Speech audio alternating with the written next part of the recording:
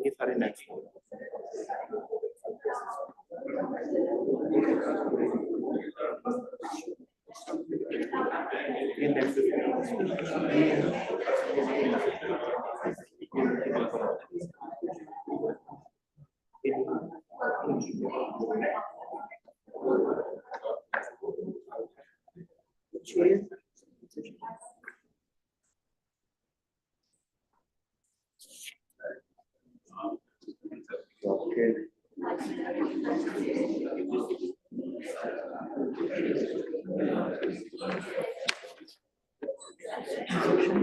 अच्छा ये जो ऊपर आए काशिफ वर्चुअल बात कर रहे हैं कोड क्या है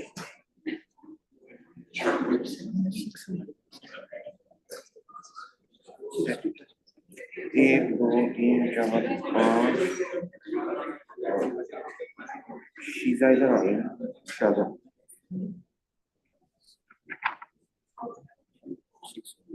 मैं भी इधर करती हूँ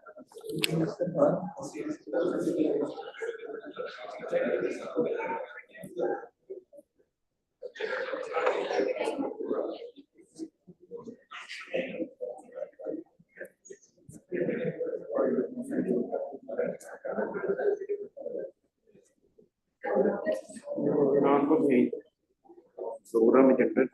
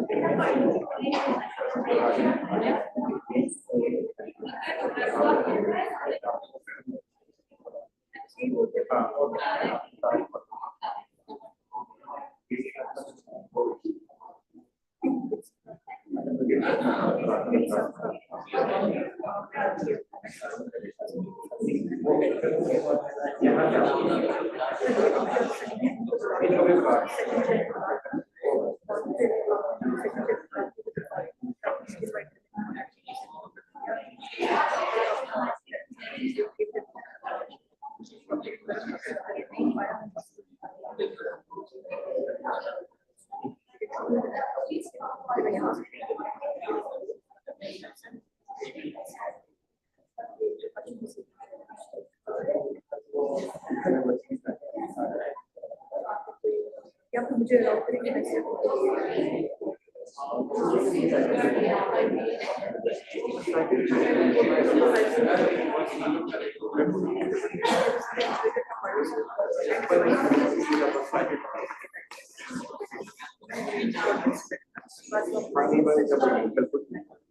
ये आप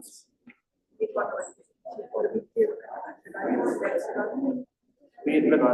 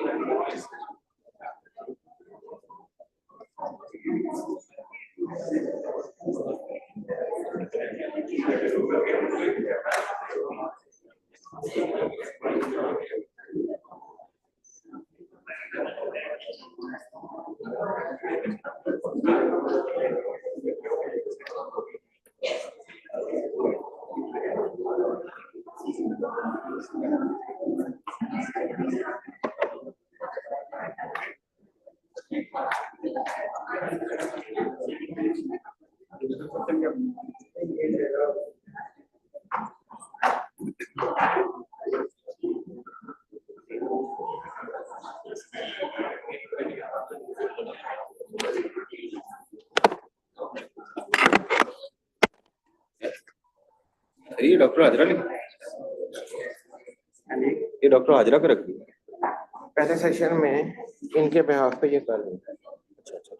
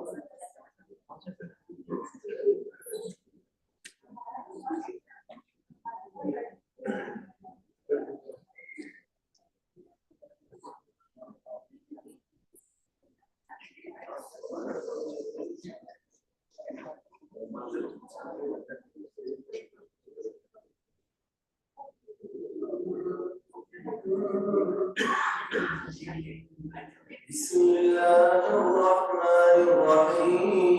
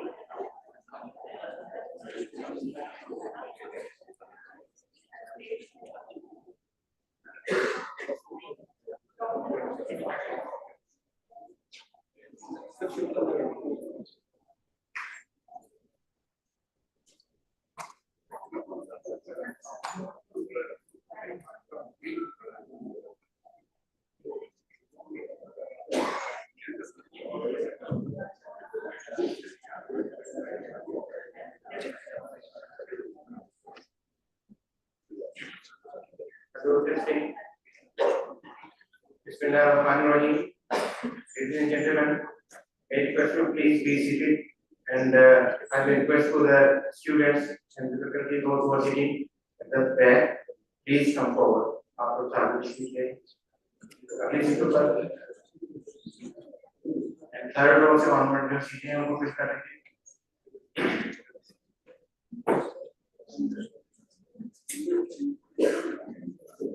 Ladies and gentlemen, my name is Shahid Minhas, and I am working with Sustainable Development Policy Institute. The name of Allah, we are proceeding on this 65th symposium. Actually, this is the first symposium, but it is the 65th study group meeting on technology and telecommunication and information technology. And this is the first symposium that we are going to organize in collaboration with Ramayana Open University and National Cyber Security Emergency Response Team. So, if I may request to the distinguished panelists, please come on the stage. May I request to Honorable Brigadier Retired Mohammad Yasin, Senior Advisor Emeritus, Sustainable Development Policy Institute, to come on the stage.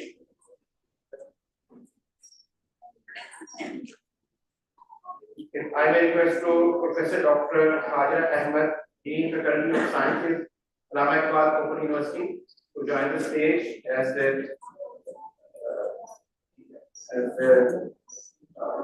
chief. Dr. Muhammad Mukarram Khan, Director General, Pakistan Telecommunication Authority.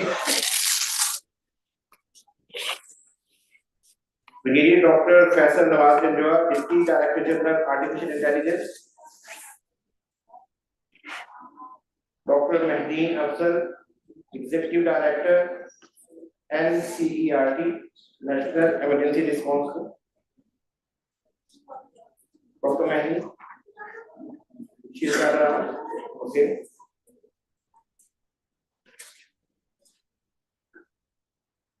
And we'll be having Dr. Ashif Nasir Qureshi. He is Associate Professor, Department of ECA, University of Clement, Ireland. He'll be joining us today. So let's start with the recitation from the Holy Quran. I may request to Mr. Raza Rahman to come for the recitation.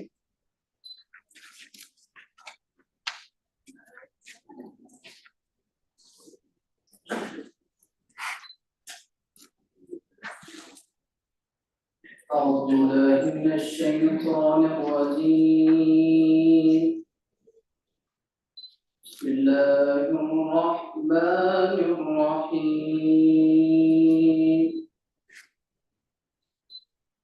فلا صدق ولا صلى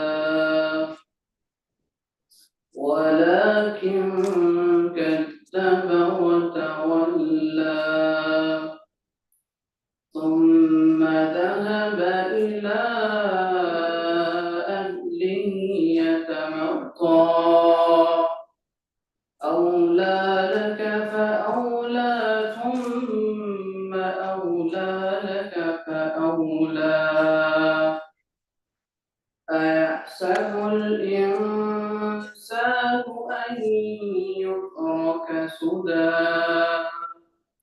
ألم يك نطفة من مني يمنى ثم كان علقة فخلق فسوى فجعل منه الزوجين الذكر والأنثى أليس ذلك بقادر على أن يحيي الموتى بسم الله الرحمن الرحيم وقال نوح رب لا تذر على الأرض من الكافرين ديارا إنك إن تذرهم يضلوا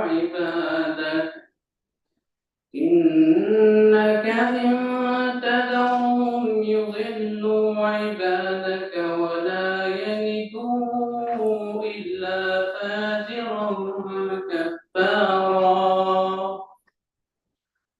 وقال نوح رب لا تذر على الأرض من الكافرين ديارا إنك إن تذرهم يضلوا عبادك ولا يلدوا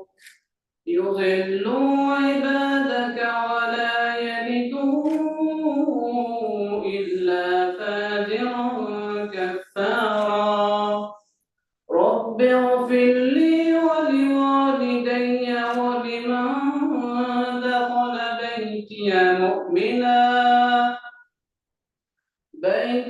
مؤمنا وللمؤمنين والمؤمنات ولا تزد الظالمين إلا تبارا صدق الله العظيم.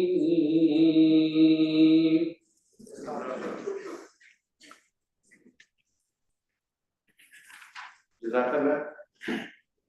Before further proceeding, if I may request to my colleague, Dr. Priya Arona, please come on the stage as she will be performing her duties as the moderator. Dr. Priya, please come and join the stage. So, ladies and gentlemen, if I may request you, please stand up for the national anthem.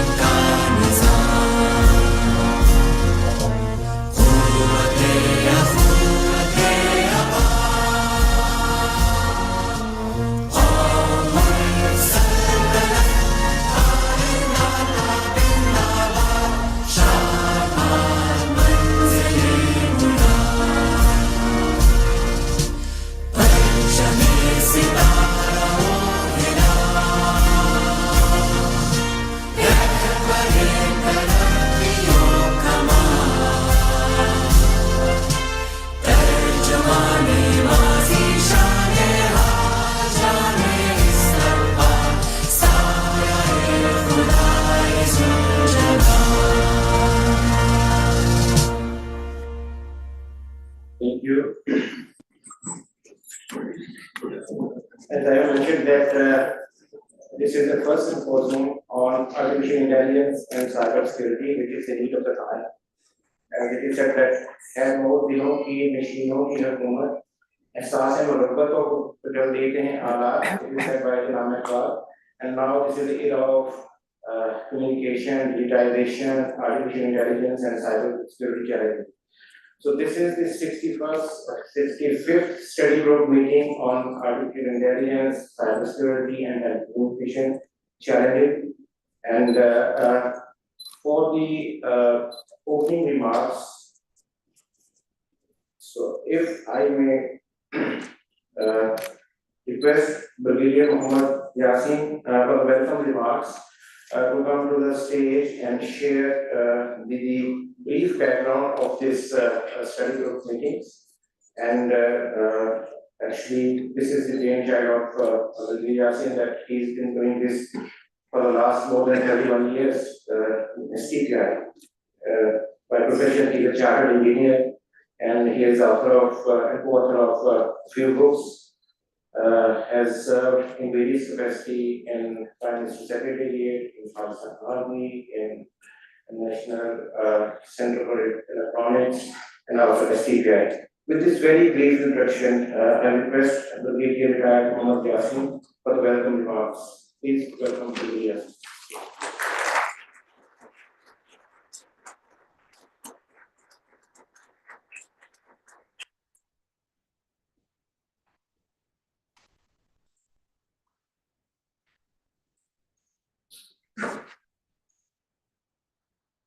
Respected Chair, worthy panelists, and dear participants.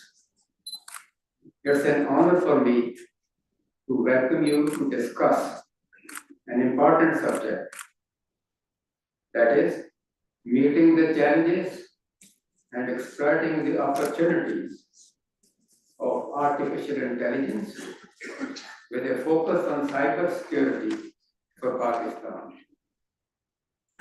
The use of AI is spreading at staggering speed. AI solutions are being implemented to reshape industry, manufacturing, health, education, agriculture, and environment, so on and so forth, for improving efficiency and productivity. It is now widely used in decision making. However, with panaceas, there are also dangers to privacy, security, election meddling, data breaches, fake information, country defense, and ethics. AI is a double-edged weapon. It is transforming cybersecurity landscape by facilitating detection, analyzing, and responding to threats. But it can also facilitate malicious actors to launch more refined attacks. It has already made our common security method obsolete. At the same time, it can help security teams to effectively responding to cyber incidents. That said, we should be methodical in relying on AI for its positives. Organizations are incorporating AI into their processes so speedily that they cannot keep pace with the need to update their security strategies. This creates vulnerable gaps in their systems, facilitating cyber attackers to access and hack vital information and data. Therefore, it is most important that with the integration of AI into the processes and AI-driven solutions, cybersecurity measures must be implemented to mitigate the impending risks proactively. The threats we face are something not looming in the future. They are very much present. Pakistan has experienced several cybersecurity attacks from a hostile country. It also faces non-state related cybersecurity threats. According to published reports, in 2023, 25% of Pakistani users faced online threats. The attackers adapt in accordance with the pattern of users. We must develop AI-based cybersecurity architectures sooner than later to identify and recognize such attack patterns quickly and forestall the impending dangers. Pakistan must move forward in adopting AI-based cybersecurity systems to safeguard its sensitive installations. Such systems would minimize the role of humans. During SDPI's annual International Sustainable Development Conference in end November 2023, the panel on sustainability in the digital age, the potential of AI in Pakistan. Relevant issues were discussed and policy and planning recommendations were forwarded to the relevant stakeholders. At that time, the participants strongly suggested that we must organize an event to discuss as to how we can meet the challenges and exploit the opportunities of AI with a focus on cybersecurity for Pakistan. Also, realizing the dangers of increasing cyber threats to critical information and infrastructure, the government recently granted 10 billion rupees for acquiring requisite technical capabilities to proactively identify potential cyber threats and initiate timely response to deal cybersecurity breaches. Although a partly some, but as they say, something is better than nothing. With a view to keeping pace with the developments, the Ministry of IT and Telecom issued the draft AI Policy 2022. This policy lays a fundamental framework through the adoption of pillar-based approach to meet the challenges and exploit the opportunities of AI with a focus on Pakistan. The ministry had also issued the National Cybersecurity Policy 2021. Recently, PTI has issued cybersecurity strategy for 2023 to 2028. We would all agree that policies and strategies are always reviewed in accordance with the development and feedback to keep them relevant. We are sure that the learned speakers and participants will discuss various facets of the role of AI in cybersecurity with a focus on Pakistan. Also, this gathering will try and identify the challenges that Pakistan will likely face and come up with policy and planning recommendations. The Sustainable Development Policy Institute expresses its gratitude to Allama Iqbal Open University and National Cyber Emergency Response Team for their collaboration in organizing this very important event. Policy and planning recommendations of this symposium will be shared with relevant stakeholders. I thank you.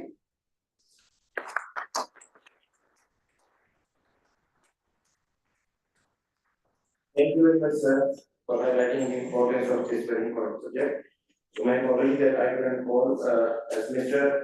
Zakir Saeed is here from Ministry of Information Technology and Telecommunication. Mr. Zakir Saeed is Director in the Governance Ministry of IT. Please join the stage. Thank you so much. So if Professor Manny has joined from the National Cyber Emergency Response Team, she's probably on the way.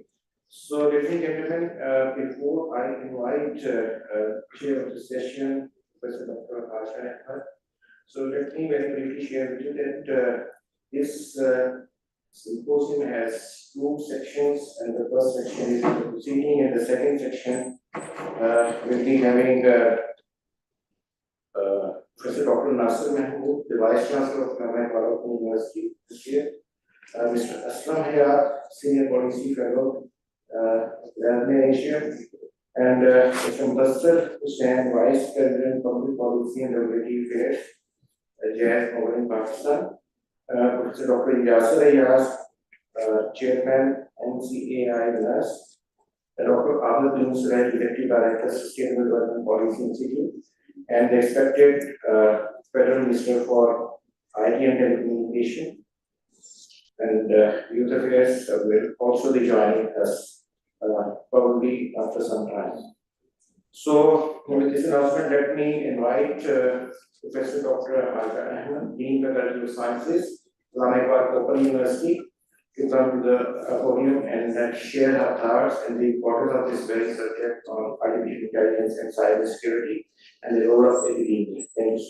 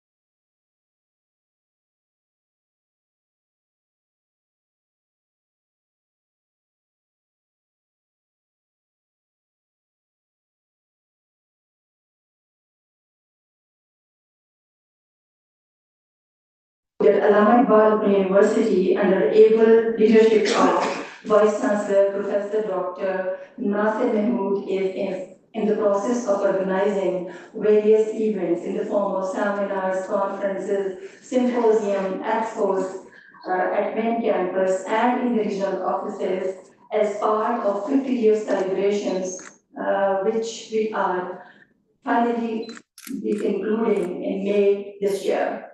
Ahmedabad University will be of 50 years, inshallah.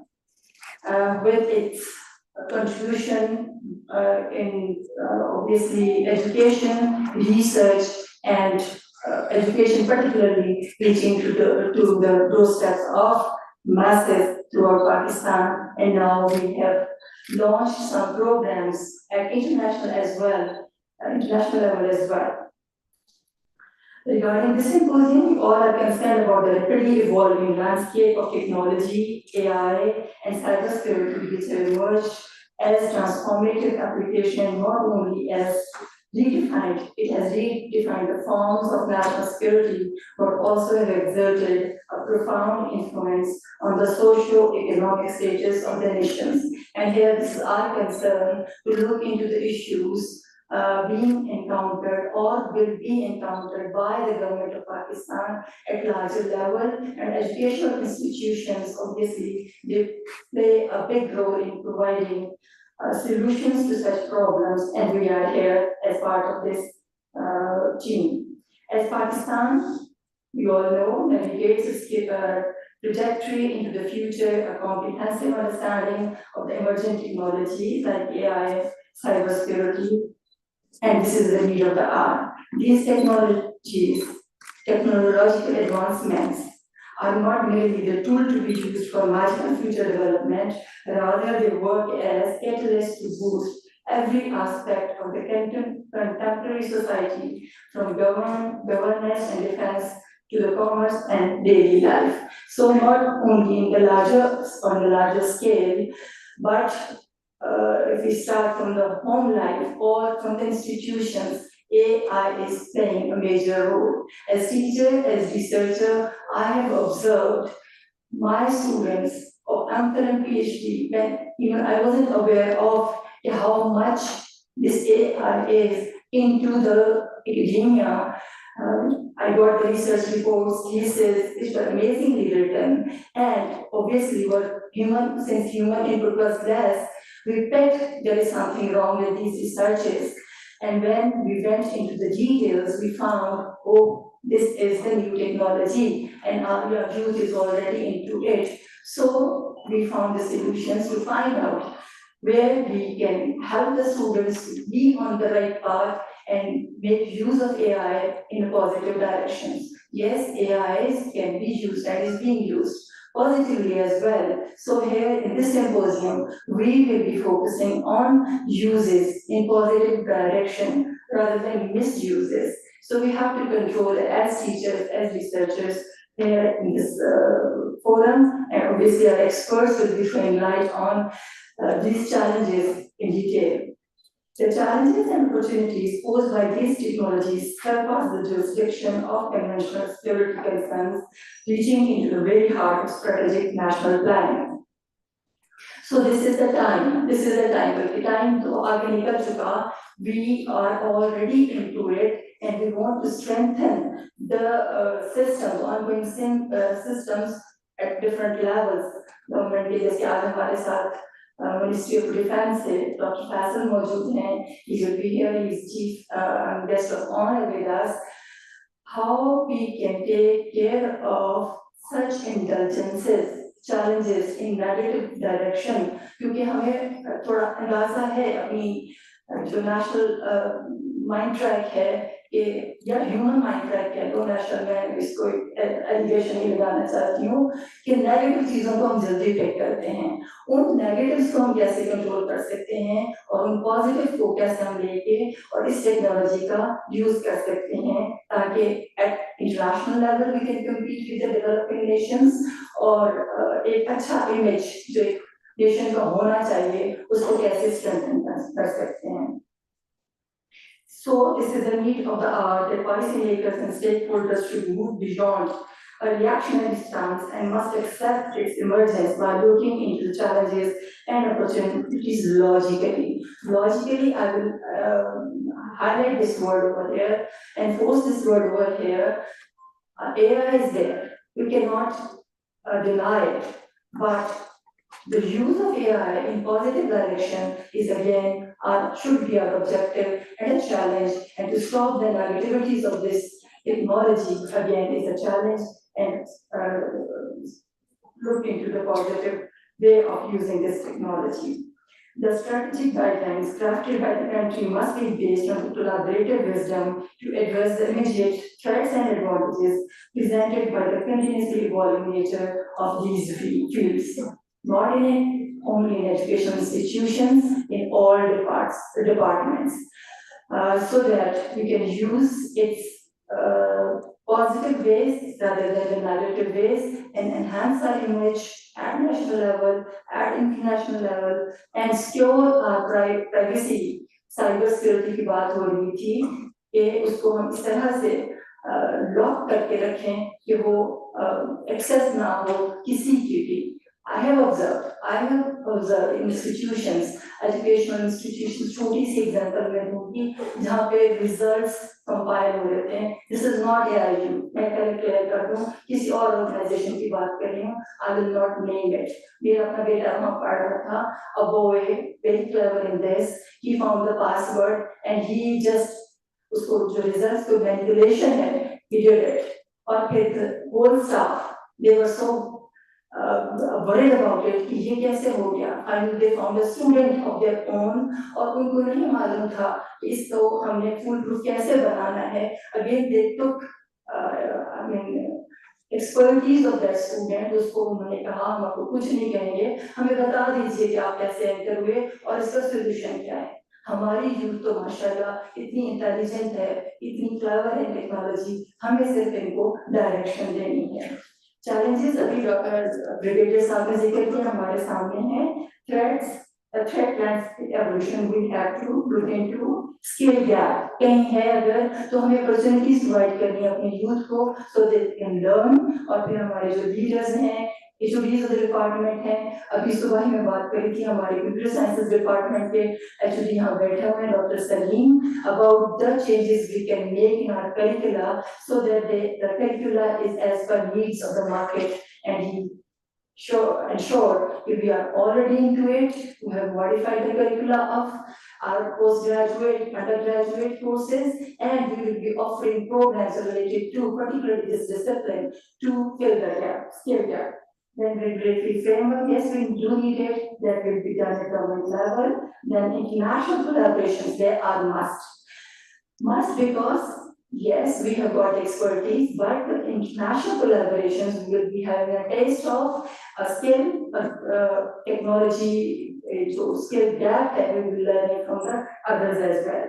There are opportunities to, if in the end you will be into it, कि क्या-क्या मौके हैं हमारे पास AI के लिए, के बाद that is innovation, economic growth at national level we can do that. Advanced defense mechanism बहुत important है, हमारे defense से बहुत से लोग यहाँ मौजूद हैं, they will be throwing light on that.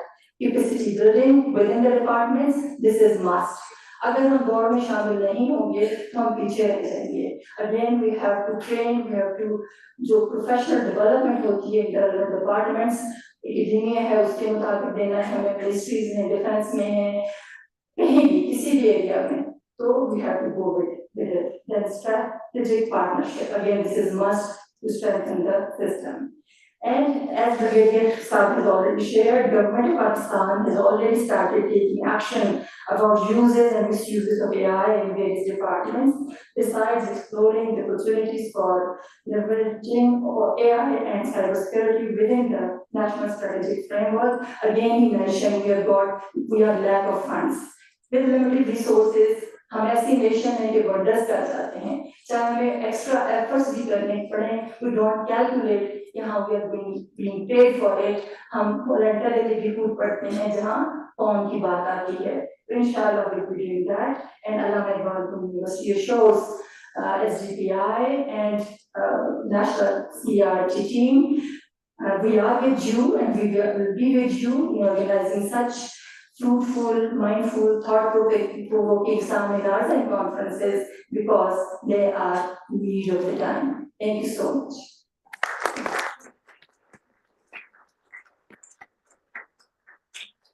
Thank you so much, Madam, for highlighting the importance and the academic perspective. So now, for further proceeding, I will request my colleague Dr. Fariha Numa to take over the podium and further proceed with this presentation.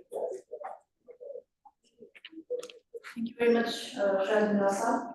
Assalamualaikum, ladies and gentlemen, and esteemed speakers of the symposium. We are gathered here today to discuss a topic of integral importance, that's the challenges and opportunities of artificial intelligence and cybersecurity in Pakistan. After the listed remarks by Brigadier Retired Mohammad Yassin and Chair of the session, Dr. Hajra Ahmed, now we are going to take a deep dive into the subject topic through the technical presentation of the esteemed panelists.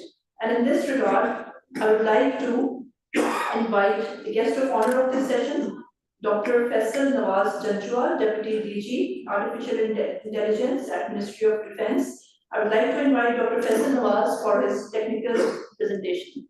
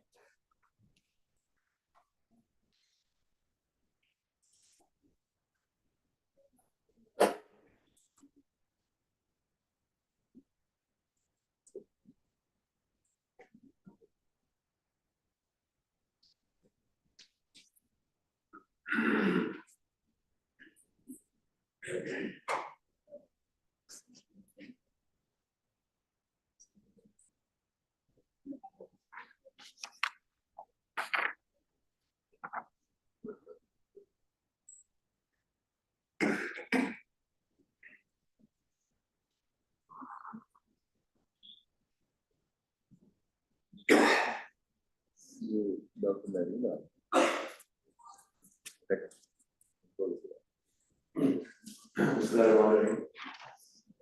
As we say, this notion of an uncontrolled AI is not just a topic of science fiction, but a real consideration for contemporary AI development, ethics, and governance. The trajectory of AI has set a course toward an era where autonomous systems are becoming increasingly capable and independent.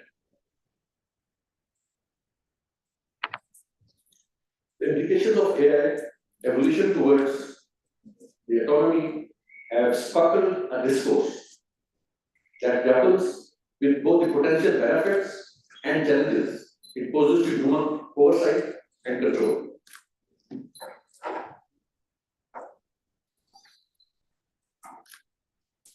Well, I would largely be focused on the swap of applied AI, which would cover its opportunities with associated challenges, and of course, highlighting the national initiatives, and finally, I would just propose or recommend a strategy to harness the potential of this technology at national canvas.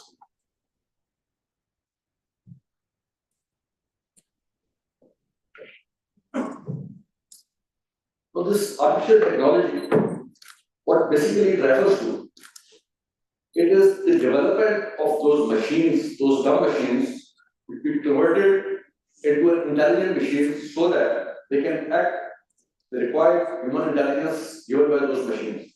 The complex multiplications, permutations of those analytics given to that machine. Now, with this basic definition, now this domain can be applied as a catalyst to multiple domains and spheres of life. That includes the medical, education, industry, you name a domain, this can act as a catalyst, as a resource, as an enabling technology, as a force multiplier to multiple domains,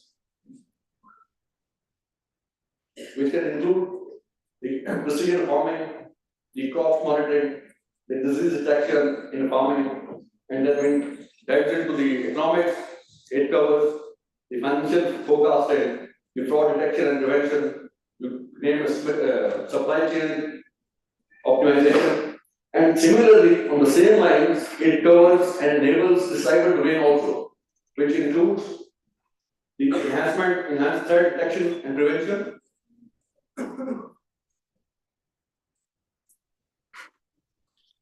automatic response remediation, and adaptive security, which includes even the zero-day attacks, the DPIs, the deep packet inspections, the wireless malwares. To name a thing, it will enable and strengthen the technology and domain of cybersecurity also.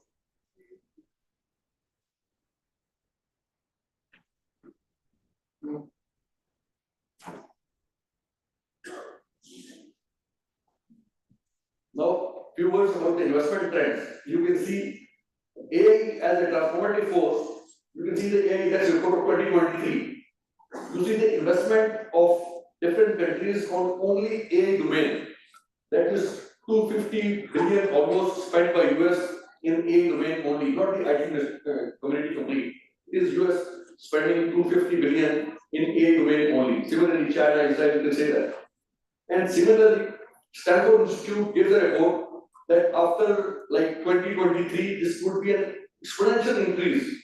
World would go, you see the blue curve says that after 2022-23, there will be an exponential increase in AI domain only. So that a lot of revenue generated by this AI technology, it has a huge appetite, which should be capitalized, you see in US and China also. So we must capitalize the revenue generation of this domain, particularly AI. Similarly, there are a few opportunities, the products, the applied type of AI. For example, you name a computer vision itself. Understanding the visual information, that smart area object detection systems, you get the satellite images, you identify the objects, even you get the temporal changes through this machine. You can get so many meaningful information automatically by the machine. Similarly, smart security and surveillance systems, which have already been deployed. That CCTV cameras, input streams coming, lot of screens coming. So from a control room, in humanly not possible, there's a plethora of information coming, all being done, analytics being generated through artificial intelligence, intelligent machine, and similarly automated or vehicles.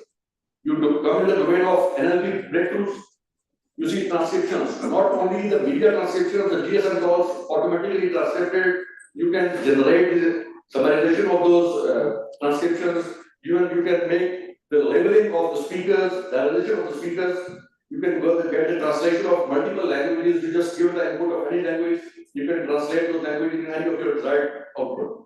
Similarly, complete situational awareness through multiple domains, from electronic media to print media, social media, even there are analytical programs. Those programs are being translated in the desired languages, and then you can get the theme of that document, you can get the sentiment automatically generated to this machine. The most important thing is nowadays is the generative AI. In generative AI, you see, you work on the adversarial networks. So they generate the things, new things, innovative things. Chatbot is one of the product of this generative AI. You got the deepfakes. Detection is one aspect, generation is altogether different domain. So in audio and video, latest innovation is the Sora. You must be knowing that. You just type a text, it will create a complete video for you. So sky is the limit. You go to any extent. There are not many opportunities in this. When we talk of edge computing, well, edge computing, we call of the embedded systems, it is very important and very critical when we go to the kinetic domain. When these smart systems go to the kinetic domain, you need to reduce the kill chain process. Once and you know automatic vehicle is flying in the air, it locks the target, then it has to engage that target. So that time of locking the target, engagement of the target is very critical. So it cannot afford that latency time. So edge computing will give you that opportunity to reduce that time and engage the target immediately. Similarly, reinforcement learning, enabling decisions and prediction to self-learning mode. And that is the ChatGPT is one of the examples. Similarly, when we talk of the opportunities, at the same time, this technology brings up a lot many challenges also. The important thing is that data quality. The performance and accuracy of your learned model would be depending on the type of data and the quantity. So, building the diverse and high quality corpuses is very important. This will dictate the performance and efficiency of your model. This is again a challenge. Then explainable AI, the black box. You develop a model, then what the result they are giving, you have to identify, you need to know what that box is doing. You know, what is that reasonable explanation which is desired? Depends who is asking and what do they seek. Layman person would like to know that why a system has taken this decision, and you should have substantial ground to believe on the system. So he has to be satisfied. For example, in healthcare, instead of a doctor diagnosing a patient, smart model diagnoses it and confirms it as a patient cancer positive. So he would like and he has the right, fundamental right to ask you the reason and the ground on which this decision has been taken. So another challenge would be how feasible it is to explain technically and financially. Then subsequently there is a transparency and accountability. Well, it is not immediately clear how or where to assign the liability when the desired model is not performing as per the desired results. So there are 3-4 stakeholders involved always. One is the development side, the AI engineers, the person who has developed it and put the logic on this, or the hardware or equipment which has been used to deliver that model, or the third one is the consumer, the client side, who has used it, was there a lack of training or what? So these responsibilities have to be fixed, which is not fixed immediately, has to be diagnosed deep down. Of course, ethics and ethical issues, responsible AI respects the human rights and minimizes the potential harm to the humans. Intellectual property. There is always a debate, Department of Defense, narrated a report on this recent past, that identifying that if somebody is paying to build an automatic model, so the person who is building it, or the person who is paying it, or the person who is running it to his own data set, the corpuses, who would be the ownership, who would have that ownership of that intellectual property? That would be an important and challenging aspect. The limited generation, of course, unseen situations remains challenging in AI models. Achieving true AI that can adapt is a long-term goal still. Now, we all know that world has accepted this technology, but of course, with operational controls, ensuring safe development and responsible deployment of this technology, enhancing the common well-being of mankind, and does not infringe on users' rights. You know, last year, 2023, there were 37 different artificial intelligence bills have been passed. And then the important thing is that United Nations law, the countries have realized that they need to control the capabilities and risks of this niche technology through some documentation. So United Nations have raised their own AI advisory body last year, and they have prepared a new data report in December 23. It covers so many do's and don'ts. Now we must know that this forum would eventually affect us, and this forum should be on our radar because this will give us the future direction.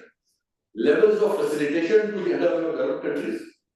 This will tell us the AI governance legislations and will ensure the compliance and accountability from the countries like us. So this forum and such like forums should be on our radar, and we must contribute and get the fair piece of chunk from this forum. Similarly, you see, US Artificial Intelligence Safety Institute Consortium in February this year. Department of Defense AI National Strategy. They have developed their own strategy. November 2023.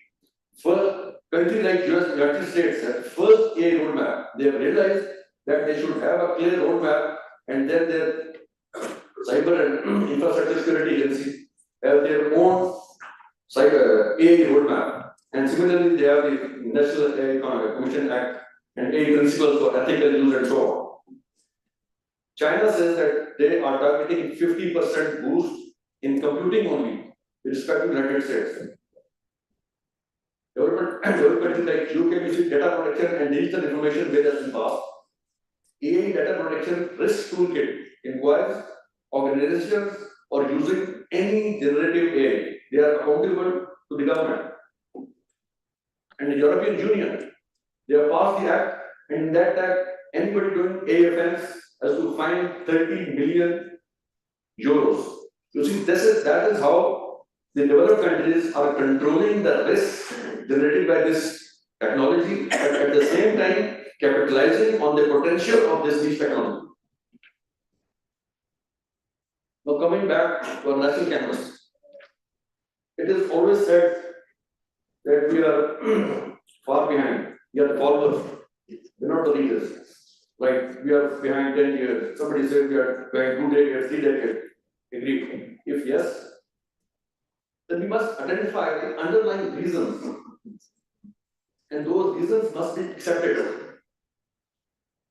Till the time we don't accept those reasons, we will not move forward.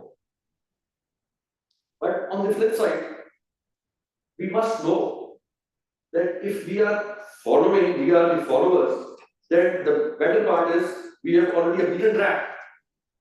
The developed countries have evolved. They must face the challenges. So they have evolved the best practices. So we can follow those best practices and have a clear direction instead of becoming a guinea pigs.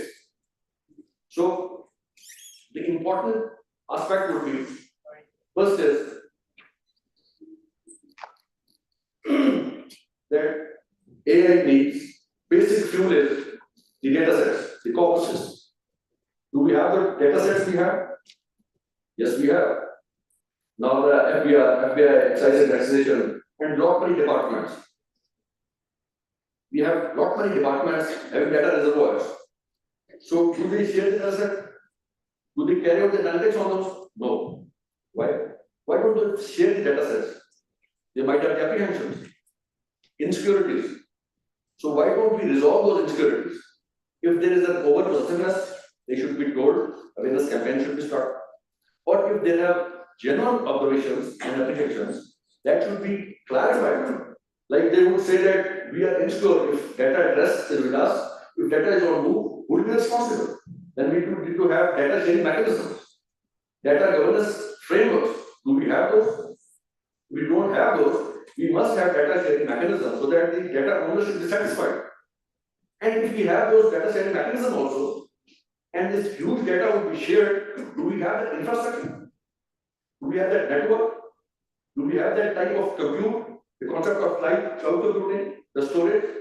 If we don't have that, then we should start it at least from some step so that we will move forward.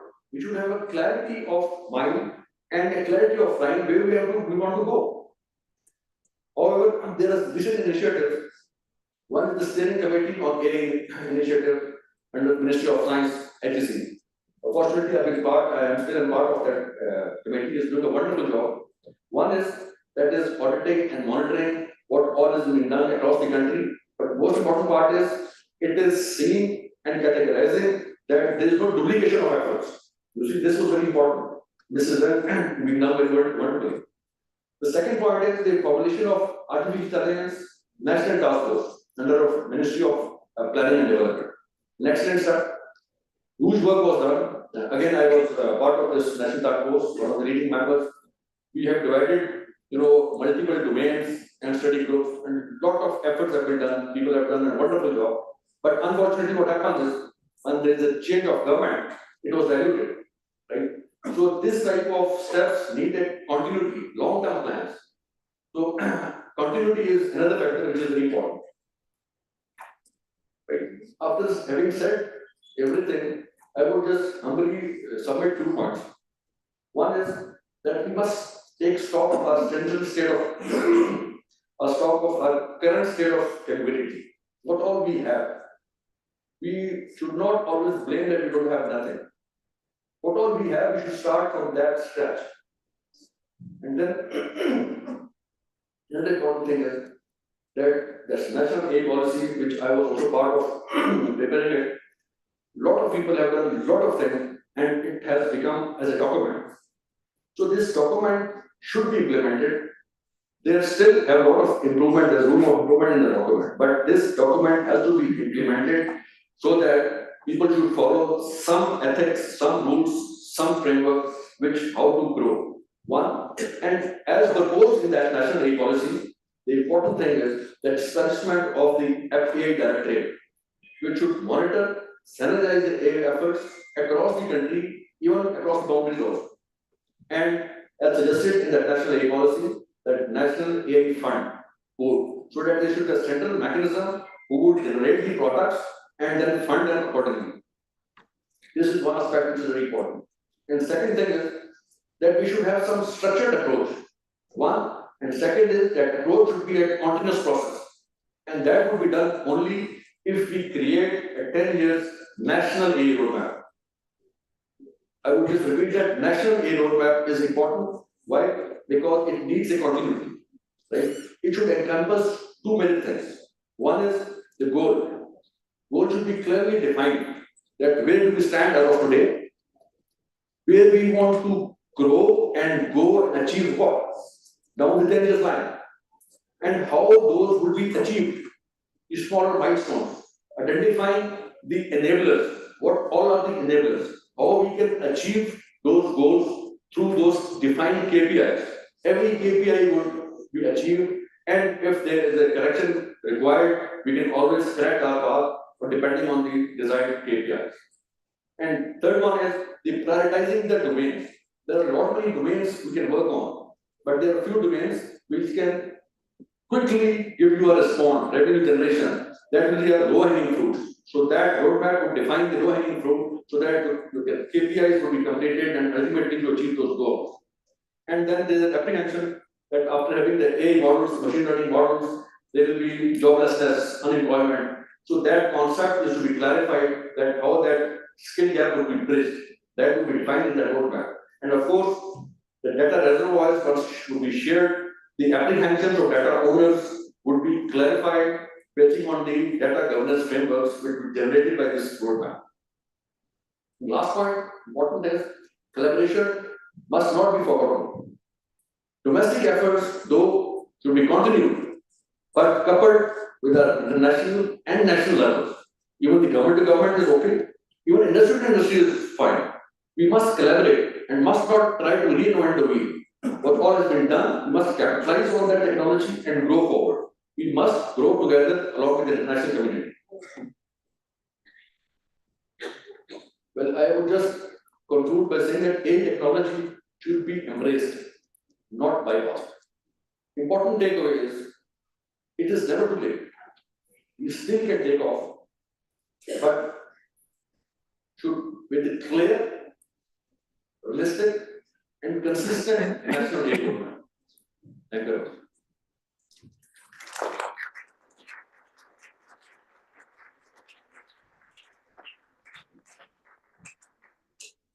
Thank you very much, Dr. Faisal Nawaz, for giving deeper insights concerning the artificial intelligence realm, the associated challenges, and also the set of recommendations. Before we move on to our next esteemed speaker, I would like to welcome and invite on stage Dr. Mehreen Afzal, Executive Director and CERT, who has just joined us. Dr. Mehreen, welcome to the symposium.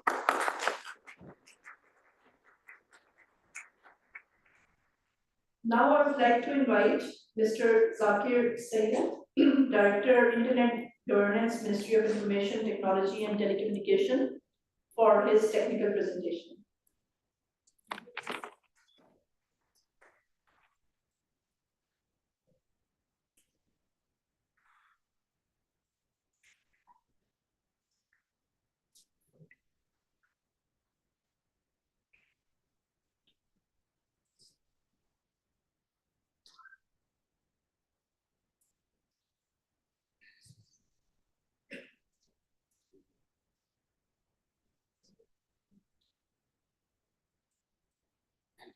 Thank you very much for inviting the Ministry of IT to this event on AI and cybersecurity.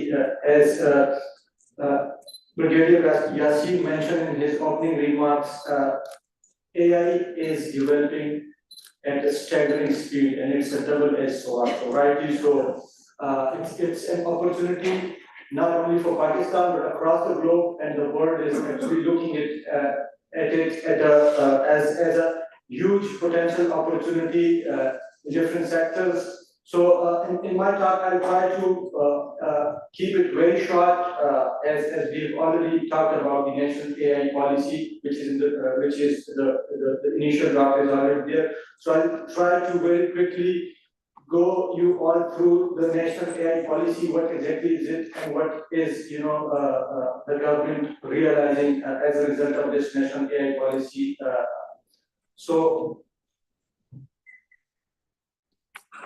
what exactly AI policy? As we mentioned, it's a global opportunity. Currently, the AI market is considered to be $1 trillion opportunity, and it's going to be $1.8 trillion by 2030. The AI market only, it's going to contribute around $16 trillion by 2030 to the global economy. So it's a huge opportunity for us, and at the same time, as we heard, it's a double-edged sword. So alongside a huge opportunity, it's a challenge as well. So nation states and nations have to be prepared, and that's why we realize that we need an overarching document and overarching national strategy that would help address the opportunities as well as the challenges associated with AI. So down the line we'll see what exactly is the government realizing from this national AI policy. We actually have 4 pillars that will address the different aspects associated with this emerging technology with respect to the national digital landscape. So as I mentioned, it's a $1.8 trillion global opportunity, and it's high time for us as a country to grasp huge amount of opportunity from this global potential with respect to AI. Right now, as we speak, as Dr. Faisal already, pointed toward that there are, 37 bills floated across the globe in different countries with respect to AI. So there are actually almost 50 countries which already have their national AI policies or strategies intact. And you can see China, UK, Turkey, Singapore, Japan, and a number of other advanced nations out there on this globe. So it's high time for us to be able to come up with a national AI strategy or this national AI policy. And around 15 countries are currently in the process of drafting their national AI policies and strategies, and we also are one of these 15 countries, since we've already had this national AI policy draft out there, and we are in the process of soliciting feedback from different stakeholders from across the public and private sector, and so moving quickly towards the policy draft. This was the background. Why exactly? Do we really need an AI policy or not? And if we need, why do we need it? And as I mentioned, it's a huge opportunity across the globe. In different states, different countries are looking at AI from different perspectives. We'll see in the upcoming slide that different countries have different approaches to AI. For example, Singapore focus to AI is public service delivery. China, for example, is focusing more on data protection and national security. India, for example, is trying to improvise on the potential demand for AI skills across the globe. So their focus is on economic and overcoming the skill gap to benefit from the potential economic opportunity with respect to AI. Turkey, for example, recently deployed some AI applications in their judiciary, so again, public service delivery. Japan, again, has a phased approach to artificial intelligence.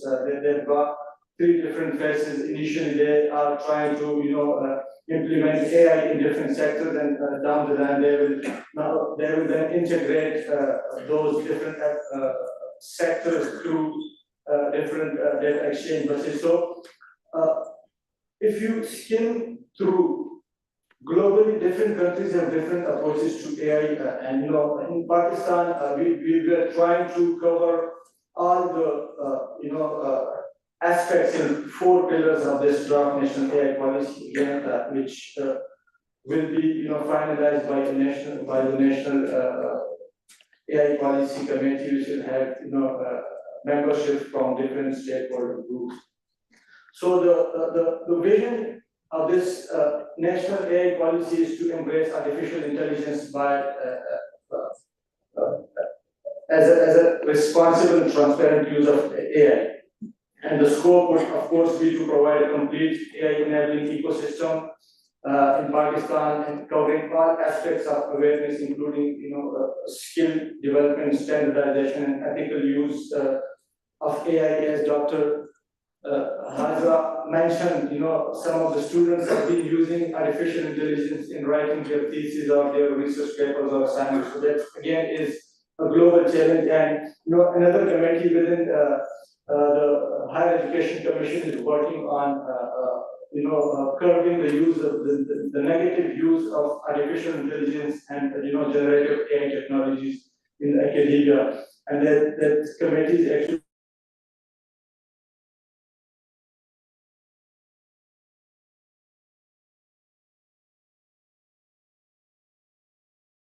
only nationally but across the globe.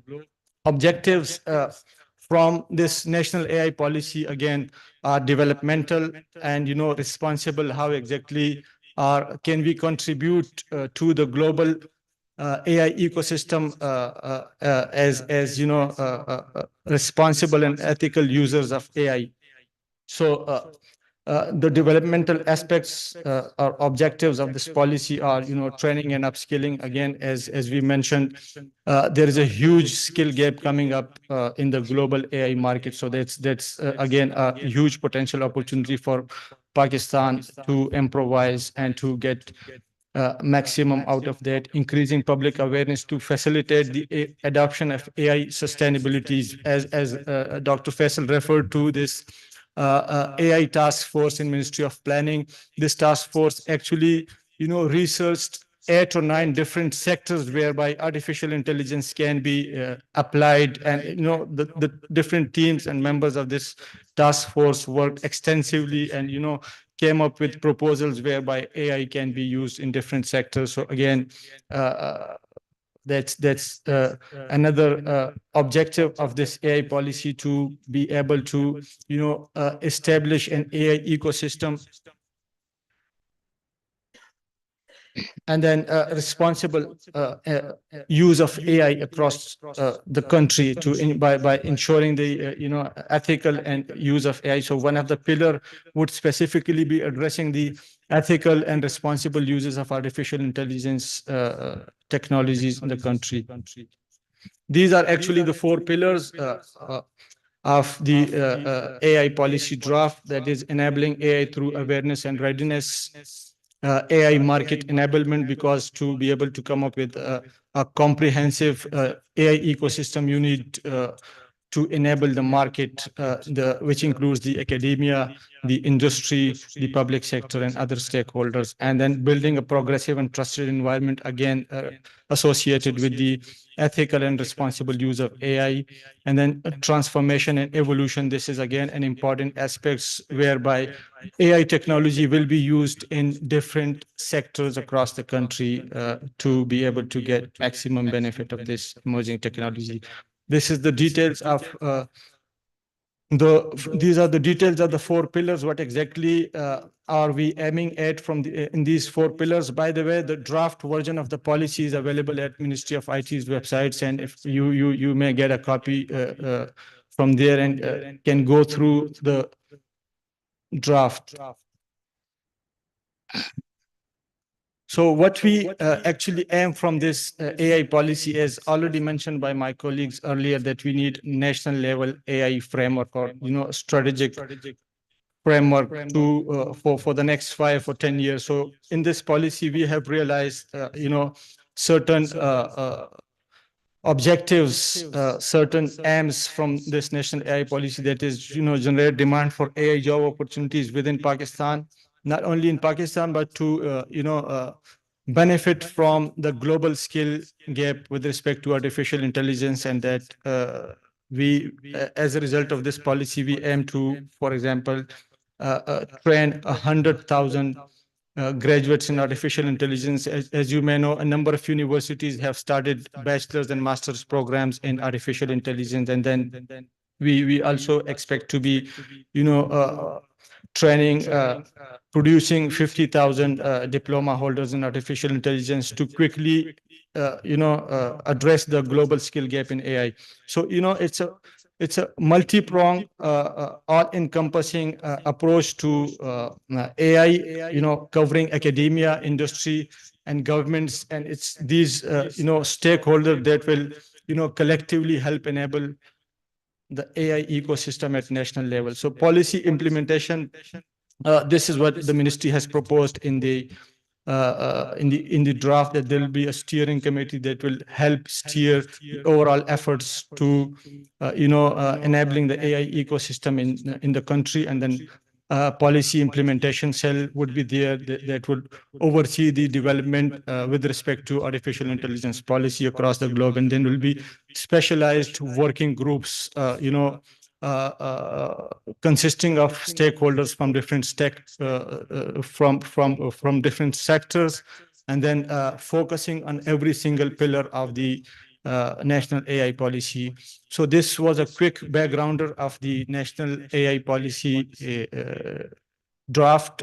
I would recommend all of you to go through the national AI policy draft, and if you feedback or comments on the policy, the ministry would be glad to have your comments and feedbacks through the email, or you can send drop them in person as well.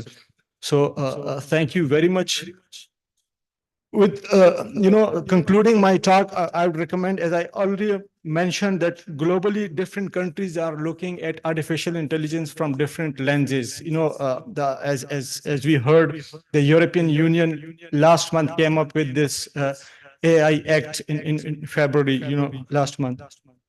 The focus in this EU's AI Act is data protection, because European Union is always ahead when it comes to personal data protection. See, for example, their GDPR.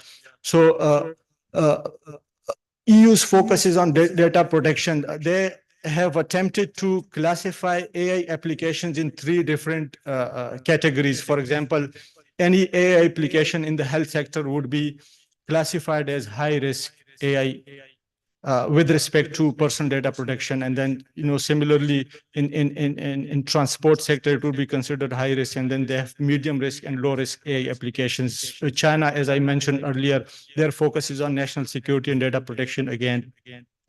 US again, security and personal data protections. The White House, a couple of months back, came up with this directive, the presidential directive, how exactly can they ensure that AI would be used in the best interests of the US people. And they have launched certain initiatives. For example, the use of AI in cybersecurity, it was around $20 million.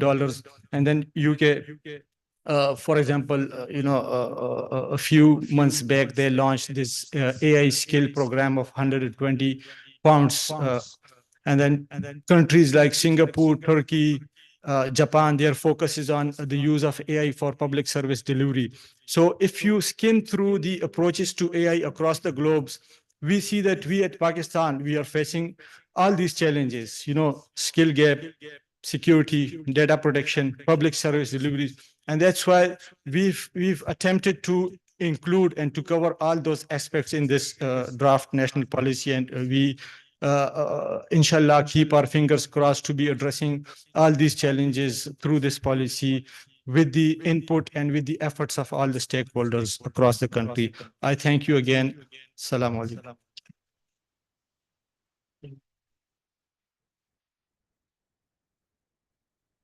Thank you very much, Mr. Zakir Sayed, for talking about the very logic of constituting an AI policy. Now I'm going to invite Dr. Mehreen Afzal, Executive Director, NCERT, for the technical presentation. Ma'am, please.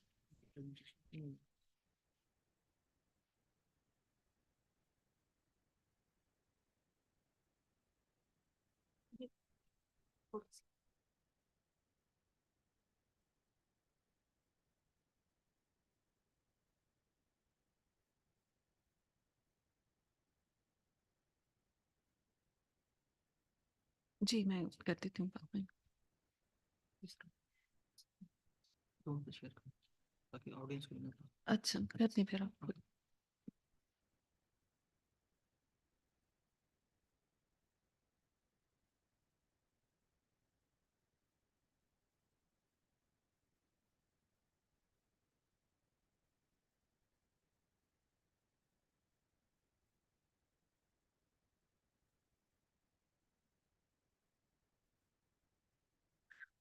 अस्सलाम वालेकुम। ये मेरे discussion points हैं और आप लोग देख सकते हैं कि ये उससे मुख्तलिफ नहीं है जो अभी थोड़ी देर पहले सब लोग बात कर रहे थे। तो इसका मतलब ये है कि मैं भी वही बात करने वाली हूँ जो पहले लोग कर चुके हैं। तो आप चाहें तो कुछ देर सो सकते हैं 10 मिनट्स के लिए और फिर उसके बाद हम कंटिन्यू बाकी की बात जो है वो कंटिन्यू होगी। क्योंकि बहुत जल्द ऐसा होगा कि इंसानों की जरूरत ही नहीं रहेगी, हम मशीनें ही आपस में बातचीत किया करेंगी। हम यही सुन रहे हैं कि आर्टिफिशियल इंटेलिजेंस जो है वो ह्यूमंस को बहुत जल्दी रिप्लेस कर देगी और बहुत जल्द हो सकता है मेरी भी यहाँ आके खड़े होने की जरूरत ना पड़े और कोई बहुत अच्छा स्मार्ट लुकिंग कोई लड़की या लड़का आपको ये लेक्चर डिलीवर करे तो you can enjoy it even more. ठीक है ना? तो बहरहाल चूंकि ये बहुत सारी बातें जो मैं भी तैयार करके आई थी वो वही हैं जो कि ऑलरेडी हो रही हैं, तो इसलिए मैं अपनी जो बातचीत है उसका डायरेक्शन थोड़ा सा चेंज करती हूँ और मेरा फोकस जो है वो ज्यादा साइबर सिक्योरिटी पर होगा। But before going to that, आप लोगों का क्या ख्याल है कि क्या ह्यूमंस रिप्लेस हो जाएंगे एआई के साथ? कितने लोग कहते हैं हो जाएंगे? इंसानों की जरूरत नहीं रहेगी कुछ अरसे में? बहुत कम लोगों का ख्याल है कि नहीं रहेगी, और मेरा भी ये ख्याल है कि इंसानों की जरूरत हमेशा रहेगी, और मशीनें मशीनें होती हैं, इंसान इंसान होते हैं। अच्छा जी, तो अब हम बात करते हैं साइबर सिक्योरिटी की, और इस बात की कि साइबर सिक्योरिटी के साथ कैसे आपका जो आर्टिफिशियल इंटेलिजेंस है वो मिलकर क्या कर सकता है, और उसकी पोटेंशियल को कैसे इंक्रीज कर सकता है। और ऑब्वियसली हम इसको ऐसे ही देख रहे हैं कि जैसे कोई कैटलिस्ट है, किसी भी केमिकल प्रोसेस के अंदर जब एक कैटलिस्ट आ जाता है तो वो प्रोसेस जो है वो बेहतर हो जाता है, तेज हो जाता है। प्रोसेस ऑलरेडी एग्जिस्ट कर रहा होता है और उसकी केमिस्ट्री पूरी होनी चाहिए, उसके जो केमिकल कंपोनेंट्स हैं वो पूरे होने चाहिए, तभी आपके पास वो जो एआई का या जो भी आप कैटलिस्ट डाल रहे होते हैं उसका कोई ना कोई रोल होता है। तो एआई बिल्कुल साइबर सिक्योरिटी के लिए कैटलिस्ट का काम कर रही है, चाहे वो डिफेंस साइड हो या चाहे वो ऑफेंस साइड हो। ये इंटरेस्टिंग चीज है, और इंटरेस्टिंग इस लिहाज से भी है कि साइबर सिक्योरिटी जिसे हम जब हम स्ट्रैटेजिकली और नेशनल लेवल पर या इस तरह से जब हम उसको देख रहे होते हैं तो मोस्टली या जिसे हम एक उसमें साइबर वॉरफेयर की टर्मिनोलॉजीज में जब हम ले जाते हैं तो ये हमेशा एक आर्म्स रेस ही रही है। यानी कभी ऐसे नहीं होता कि जब आपके पास डिफेंस के लिए बहुत ज्यादा काम हो रहा हो तो ऑफेंसिव साइड यानी जो अटैक साइड है उसके ऊपर काम ना हो रहा हो। तो ये हमेशा दोनों पैरेलल में बड़ी कंपीटिंग हालत में चल रहे होते हैं। तो अब अगर जब हम एआई को देखते हैं तो हमें यही पता चलता है कि ये अगेन साइबर की डिफेंस हो या ऑफेंस हो, अटैक साइड हो या आपकी जो उसकी उसकी प्रोटेक्शन वाली साइड है, उन दोनों साइड्स पर बहुत ज्यादा इंपॉर्टेंट रोल प्ले कर रहा है। और हम नंबर ऑफ इसके अंदर रिसर्चेस और नंबर ऑफ वर्क्स जो है वो देख रहे हैं।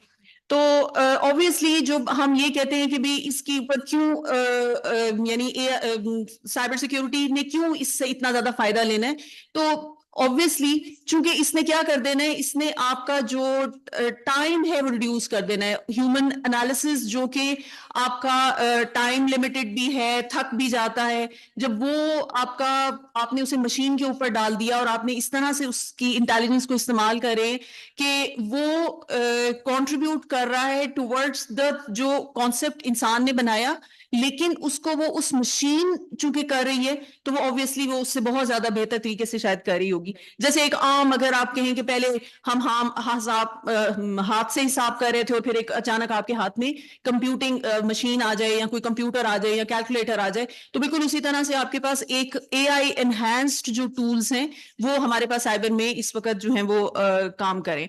तो अगर हम जनरली देखें कि कौन कौन सी तरह के सॉल्यूशंस हैं जो कि इस वक्त एआई बेस्ड मार्केट में अवेलेबल हैं, बेशुमार इसके ऊपर रिसर्च हो रही है, बेशुमार इसके ऊपर काम हो रहे हैं।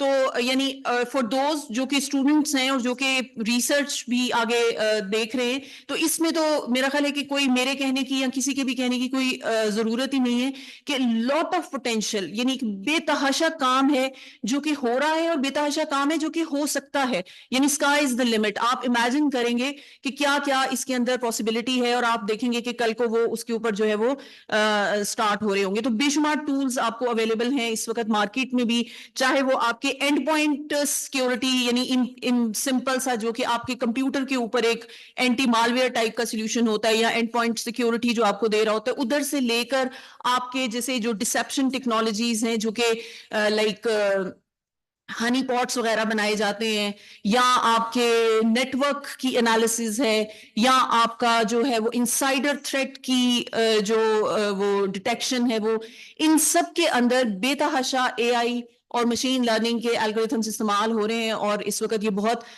इवन ये जो टूल्स हैं ये आपको मार्केट में भी बेशुमार मिलते हैं। और बल्कि कभी कभी तो ऐसे लगता है कि जैसे मार्केट भी यानी ओवर क्लेम कर रही होती है। जो आता है वेंडर आके सबसे पहले कहता है कि जी मेरा सोल्यूशन जो है वो ना एआई के ऊपर बेस्ड है, भले उसने एआई उसमें लगाई हो या ना लगाई हो। तो ये नमक की तरह हर लोग जो है वो उसके अंदर वो कह रहे होते हैं कि हाँ जी ये इसके अंदर मौजूद है। तो बहरहाल पॉइंट ये कि यस इट इज यूजफुल और बहुत सारी उसके अंदर ये इस्तेमाल हो रही है। तो आप लोगों के लिए भी जो स्टूडेंट्स हैं जो आगे रिसर्च करें उनके लिए you can find many things to do in this direction. अच्छा, अब लेकिन जैसे मैंने पहले कहा था कि एक तरफ तो ये डिफेंस के लिए बहुत ज्यादा यूजफुल, यानी आप जो आपके सॉल्यूशंस थे जो कि अच्छा काम कर रहे थे, साइबर के सॉल्यूशंस नेटवर्क सिक्योरिटी के थे या आपके एंड पॉइंट के थे या आपके ओवरऑल इंफ्रास्ट्रक्चर के लिए थे, वो अच्छा काम कर रहे थे, लेकिन जब वो AI एनहांस्ड हुए तो ऑब्वियसली उनकी परफॉर्मेंस और उनकी जो वर्किंग है वो बहुत बेहतर हो गई। लेकिन पैरेलल में जैसे मैंने कहा कि ऑफेंसिव साइड पर भी ये वाली टेक्नोलॉजी जो है वो इतनी तेजी से इस्तेमाल हो रही है, और बहुत ज्यादा आप इसमें इम्प्रूवमेंट और इसमें बहुत ज्यादा इसमें काम जो है वो लोगों का देख सकते हैं। एक बहुत इंटरेस्टिंग मुझे ये मिला, मैं स्किप कर रही हूँ बिकॉज शी इज सेइंग कि टाइम काफी कम है। बहुत इंटरेस्टिंग ये मुझे एक मिली, कुछ मेरा ख्याल है इट्स नॉट वेरी ओल्ड, कुछ महीने पुरानी है, जिसमें कि आप देख सकते हैं कि एक रिसर्च है जिसमें किसी ने कहा है कि AI can identify passwords by sound of keys being pressed. यानी एक तरफ जब आप और ये उन्होंने किसके ऊपर किया था, जूम के ऊपर ये सारी रिसर्च की थी कुछ रिसर्चर्स ने, कि जब आप उसके ऊपर कुछ पासवर्ड डाल रहे होते हैं तो जो की स्ट्रोक्स हैं वो उसने बहुत सारा, जाहिर है कि आपको पता है AI का काम कैसे होता है कि वो उसको ट्रेन करता है अपने कुछ, और फिर उसके बाद उससे वो प्रिडिक्शंस कर रहा होता है। तो पासवर्ड जो है वो आपका AI की जोर पे पासवर्ड निकालना, उसने कहा कि पता नहीं कितनी ज्यादा एक्यूरेसी के साथ वो उसने फाइंड आउट कर लिया। सो नाउ यहां पर आप देख सकते हैं कि यानी इट मींस के प्रोटेक्ट, जहां पर उसने प्रोटेक्शन के लिए आपको हेल्प किया वहीं पर ही उसने आपकी चीजों को ब्रेक करने में भी उतना ही ज्यादा यूजफुल ये है। और जाहिर है कि जब हम ब्रेक करने की तरफ आते हैं तो जाहिर है आम जो हम लोग होते हैं हम तो उससे डरते हैं ना, हम कहते हैं कि ओहो ये तो ये भी ब्रेक हो जाएगा, हमारे पासवर्ड्स भी ब्रेक हो जाएंगे, हमारा ये जो भी हम डिफेंस लगा रहे होंगे उसके अगेंस्ट जो है वो काम जो है वो ज्यादा होना शुरू हो जाएगा। तो दिस इज नॉर्मल, जैसे मैंने पहले कहा था कि ये हमेशा ऐसे ही होता है कि जो भी टेक्नोलॉजी आती है वो दोनों साइड्स को ही स्ट्रांग कर रही होती है, क्योंकि अगर सिर्फ डिफेंस को स्ट्रांग कर रही हो तो वैसे ही उसका फिर कोई फायदा नहीं रहता, क्योंकि एक हद तक आकर उसमें काम होना बंद हो जाता है। जब तक आपका जो अटैक वाली साइड है वो भी उतनी ही स्ट्रांगली इमर्ज नहीं कर रही होती, उतनी स्ट्रांगली जो है वो उसके अंदर काम नहीं हो रहा होता। तो ये एक बड़ी इंटरेस्टिंग मुझे लगी, जिसमें कि यानी वी कैन नॉट इमेजिन कि आपका जो की स्ट्रोक्स से है दूसरे एंड पे बैठे हुए वो आप पासवर्ड जो है वो उसमें से निकाल लें। अच्छा, अब बात होती है, जाहिर है हम एक तरफ ये हम कह सकते हैं कि जी एथिक्स के साथ हम जो भी काम करें, हम एथिक्स के साथ अगर हम अपनी नई टेक्नोलॉजीज को या नई रिसर्च जो है नई चीजों को इस्तेमाल कर रहे हों तो वो एक जाहिर हमारे फायदे में होती है। बट ऑब्वियसली एथिक्स बस इतनी ही है हमारी कि हम एक दूसरे को कह देते हैं कि एथिक्स के साथ काम करना चाहिए, वरना जब तक कोई कानून या जब तक कोई उसके ऊपर कोई ऐसी बाइंडिंग नहीं होती उस वक्त तक उसका गलत इस्तेमाल जो है वो हमेशा मुमकिन होता है। जैसे अगर आप इवन साइबर में देखें तो every day we hear of some attack, कहीं पे कोई वेबसाइट बैठ गई, किसी का पासवर्ड हैक हो गया, किसी का कुछ हो गया। अभी तो कल एक इंसिडेंट हुआ है, ये जो फेसबुक वगैरह डाउन हो गए थे। तो द पॉइंट इज कि एथिक्स कुछ नहीं होती, एथिक्स जो है वो मैं ये नहीं कहना चाहती कि एथिक्स कुछ नहीं होती। द पॉइंट इज कि इस टेक्नोलॉजी के इस्तेमाल के अंदर लोग एथिक्स का खुद से ख्याल रखना इज क्वाइट लाइक, यानी कि हमें बहुत ही कोई हम ओवरली किसी को कह रहे होंगे कि वो ऐसा करेगा।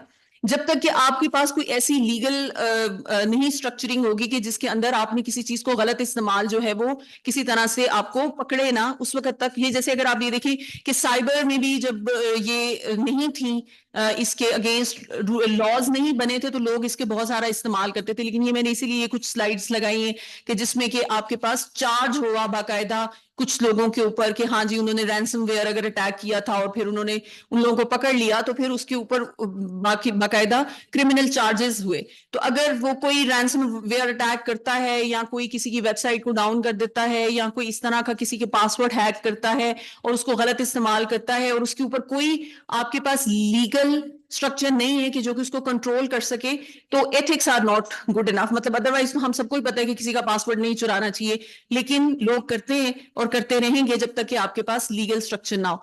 तो लाइकवाइज जब हम AI का इस्तेमाल करने लगे तो AI के अंदर के इस्तेमाल के अंदर भी यही चीज बिल्कुल ट्रू है कि जब तक आपके पास कोई लीगल स्ट्रक्चर नहीं होगा या आपके पास कोई अच्छी कोई स्टैंडर्ड्स और अच्छे पॉलिसीज और ये सब कुछ एग्जिस्ट नहीं कर रहे होंगे, तो उस वक्त तक आप उसके अंदर जो मसाइल हैं या उसके अंदर जो उसका मिस यूज है कहीं ना कहीं वो मुमकिन होगा।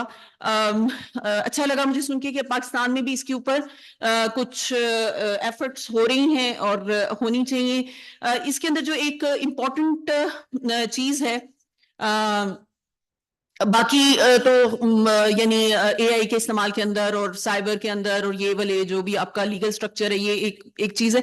एक बहुत इंपॉर्टेंट एस्पेक्ट जो है वो डेटा प्राइवेसी का है, बिकॉज डेटा इसके अंदर इस्तेमाल यानी कि आपका जितने भी एआई टेक्नोलॉजी है वो डेटा हंग्री है। इट नीड्स डेटा, वो डेटा कलेक्ट करती है, वो डेटा लेती है, डेटा को इस्तेमाल करती है, प्रोसेस करती है और स्टोर करती है। जब वो ये सब कुछ कर रही होती है तो कहीं ना कहीं डेटा के लीकेज के भी इम्कानात होते हैं। तो डेटा प्राइवेसी इसके अंदर एक बहुत इंपॉर्टेंट एस्पेक्ट है, और यकीनन जहां पर डेटा प्रोटेक्शन और डेटा प्राइवेसी के बाकायदा रेगुलेशंस मौजूद हैं, वहां पर फिर एआई जब इस्तेमाल कर रही है उस डेटा को तो वो उन बातों का भी ख्याल रख रही है। लेकिन जहां पर डेटा प्रोटेक्शन का आपके पास निजाम मौजूद नहीं है, वहां पर फिर ये वाला मिसयूज जो है ये भी एक जाहिर है कि पॉसिबल है। तो दैट इज मेनली मेरे जो पॉइंट्स थे वो यही थे। एक बात हम बहुत अच्छी तरह हमें समझ आनी चाहिए, हमें डर लगे कि ह्यूमंस को रिप्लेस कर देगा या हमें लगे कि नहीं करेगा, whatever we think, AI is here and it is here to stay. AI आ गई है और इसने बहुत सारी चीजों को बहुत ज्यादा रिवोल्यूशनाइज करना है। We have to adapt with it. मतलब हमें इसको रिवर्स करने की कोई ख्वाहिश भी नहीं है, हम चाहते हैं कि हम इसको अडॉप्ट करें, हम इससे मैक्सिमम फायदा उठाएं। सिर्फ लेकिन इसके अंदर ये है कि हमें रेगुलराइज कर लेनी चाहिए चीजें, ताकि कहीं पर हमें इसका जब मतलब बहुत तेज भाग रहे हो और इस्तेमाल करने के लिए किसी चीज को और उसके पीछे हम उस टेक्नोलॉजी के पीछे भाग रहे हो तो कभी कभी उसके फिर नुकसानात ज्यादा होने शुरू हो जाते हैं। तो अगर रेगुलराइज वे में कर रहे होंगे तो it will be better. So thank you very much.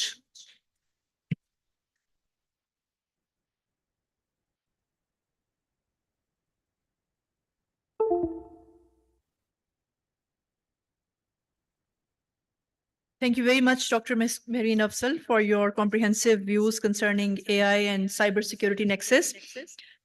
Now I would like to move on and invite Dr. Kashif Nasir Qureshi, who is Associate Professor at the University of Limerick, Ireland, and he's joining us virtually. Dr. Kashif, welcome to the symposium. And may I please request, in the interest of time, if the presentation can be limited to 10 minutes, because we have another speaker lined up after you. Over to you, Dr. Kashif. Thank you very much. Can you hear me properly?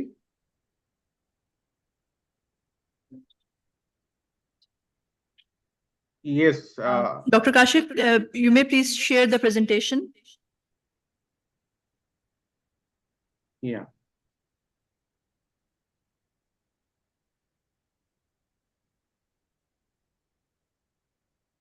Thank you very much for inviting me. Good morning, everyone. And yeah, so Dr. Kashif, yes. We cannot hear you.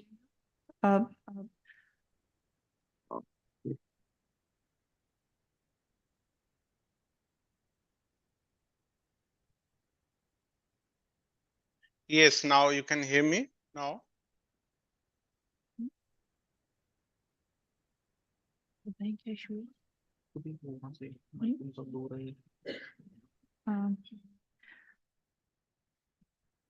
Dr. Kashif, you're not audible. Yes. I mean, if you can Yeah. increase the volume of the speaker.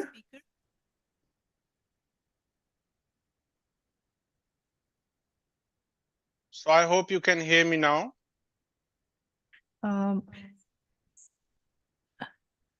Yeah, all settings are okay at my side. So I think the problem is at your end. Can you Yes, hear we can me hear properly? you. Okay, okay. We can hear you now. Okay, okay. Please Good proceed. morning. Okay, good morning, everyone, and thanks for inviting me here to share my experience related to AI and the cybersecurity. So, yeah, I'm here in Ireland and working in the cyber skill project, and this is one of the Pillar 3 initiative from the Ireland. that how to secure their all the digital systems. And let me explore. Okay, the recent data. So the question is that why we need the information security.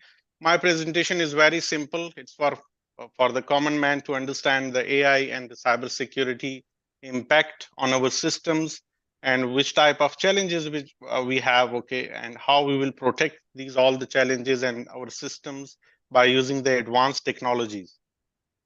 So this graph is showing that a total around 5 billion people around the world were using the internet at the start of the 2024, and which is equivalent to 66% of the world total population. So it's mean that everyone is connected with the internet and they have devices. And according to one report, so now we have the 1 and 25 ratio. What it's mean, the one user and 25 devices. We have smart watches, we have smart wearables, smart appliances. Our homes are smart. We have devices, laptops, mobile phones. So almost everyone is connected with the internet. So the internet users continue to grow too, with the latest data indicating that the world connected population grow by 97 million users in the 12 month, in January 2024. This is the data. So in today's digital age, the cyber security is very important because everyone is connected with the internet, and almost we are average spending 6 to 7 hours on the internet by using the social media activities, by using the internet and browsing the different types of informations, by using these all the systems. So the most popular internet and the mobile activities which we are doing, and then I will explore you. So where are the vulnerabilities and why we need the security mechanisms and the security systems, for the privacy and to secure our systems as well. For example, we are sending the emails. We are searching on the search engine, finding the information. Navigation applications we are using. We are researching about the products or the services, like for example check the weathers, and for the healthcare and the medical information we need always. And for the news, yeah, of course, news is the one of the the source which we are getting from the internet. So this is another debate, authenticity of those information and those things. So I'm not exploring that area, so I'm just, my focus is on only on the cyber security, and the AI. So according to few reports, the Pakistan is on 47 number, the most attacked country. And another report is showing that the Pakistan is the weakest country, and the number of the Pakistan is on 25. So it's mean these are the indicators, which are showing us that we need a very strong cyber security systems to protect our all the system and the mechanism. Everything is online, although the systems are not connected, systems are not integrated with each other. So that's why somehow our systems are just independent entities now. But when in the future all the systems are connected together, so when the situation will be very worst. So this is few indicators and the data in front of you that the FIA cybercrime wing registered around 84,000 cases in 2020. So this is one of the indicator, which is showing that how many cyber crimes and these types of things, are working and have been working in the Pakistan. So which type of challenges we have? Challenges for the Pakistan cybersecurity landscape, like for example, we have increasing cyber threats because the Pakistan faces a growing number of cyber attacks targeting the critical infrastructure, financial institutions, and the government agencies as well. So the attacks are evolving, and because the cyber criminals, they are developing sophisticated techniques, making traditional security measures and which are less effective. Skill shortage, yeah, this is one of the main, we can say, the challenge for the Pakistan, because we need a pool of cybersecurity professionals, okay, to address these complex threats and these challenges which we have. So the Pakistan digital landscape is expanding rapidly, so making it a prime target for the cyber attacks. Okay, so the common cyber attacks which we have, like attacks on the financial institution, financial frauds are there, the hacking is there. Okay, and the mostly the hackers, they are not doing these all the stuff for the money. We have the geeks as well. Okay, they are disturbing the systems. We have the cyber defamation as well, and the other cyber attacks and the other cyber threats we have. Okay, so let me explore data monitoring and the leakage examples. Okay, so these are the few things in front of you. For example, everyone is using the email account. So your all the information which you are sending and receiving, that is stored in the permanent servers, in the permanent databases. Okay, so it's mean if you will sending anything to anyone, that is stored in the permanent servers. So where's the privacy? The google.com, you are using the google.com and the navigation application. Okay, so the google.com has everything about your IP addresses and your location address, your coordinates, all the things are saved permanently there. Antiviruses, we are using the antiviruses. When there's any update, you are sending all your system configuration to those companies. Microsoft Windows operating systems, if we are using the Microsoft Windows operating system, so when we will get the error message in that, so we are just reporting to the Microsoft. So it's mean we are sending our complete list of configuration about your system to the Microsoft. So where's the privacy? Where's the security? Internet, every single move is being watched. It's being monitored. Campfecting, this is nowadays it's very common. Okay, it is the process where the hackers, they will turn on your camera without your permission, even though there is no indication that your camera is on. Okay, so this is alarming situation for everyone. And then we have the Android phones. The Google is tracking all your locations, your history, your data, even though you will just find and go there and you will find all your previous last year record there. Okay, so where's the privacy? Where's the security? So these are the few things, okay, which in front of you. And then we have spoofing email attacks. Okay, we are receiving the lot of links through emails. Okay, and where we are just in trouble when we are clicking on these links. So almost the hackers, they are making the same websites, okay, the bank websites, okay, they are sharing with us by using the different links. SMF spoofing, these types of companies are working on the internet, okay. So you will just add any one number there in that website, and then you can send any message, okay, from anyone. So the mobile phone spoofing is there, okay. There are a lot of applications are available, okay, and these applications are installed on the mobile phones, okay, and even though there is no notification, there is no indication, no icon is there, okay, so that is spying your all the activities inside in Excuse me, your Dr. mobile Sir. phone. Dr. Sir, just 1 minute. Okay. So the opportunities, AI for enhanced security, how we are using the AI, okay, after these all the threats. So definitely the AI can analyze the vast amount of data to identify anomalies and suspicious activities, and enabling proactive threat detection and prevention. For the incident response, AI-powered system can automate incident response processes, and also AI are useful for predicting the analytics as well, okay. So the challenges which we have, data security and the privacy is one of the challenge, okay, and the policies and the bias and these types of things, we have the lack of expertise and the resources we have, okay. We need to develop our resources and expertise, and we need to make a workforce, okay, to tackle these all the challenges which we are facing. Okay, so there's a need, these are some recommendation, okay, that we need to invest in the AI research and the development area. We need to develop a data governance framework, Okay, we need to promote the collaboration as well. Okay, and this is very important because we are using a very advanced systems here. Okay, so there's the need to make the proper collaboration with other countries as well. So how to protect your data? Definitely, we need very strong intrusion detection and the prevention systems.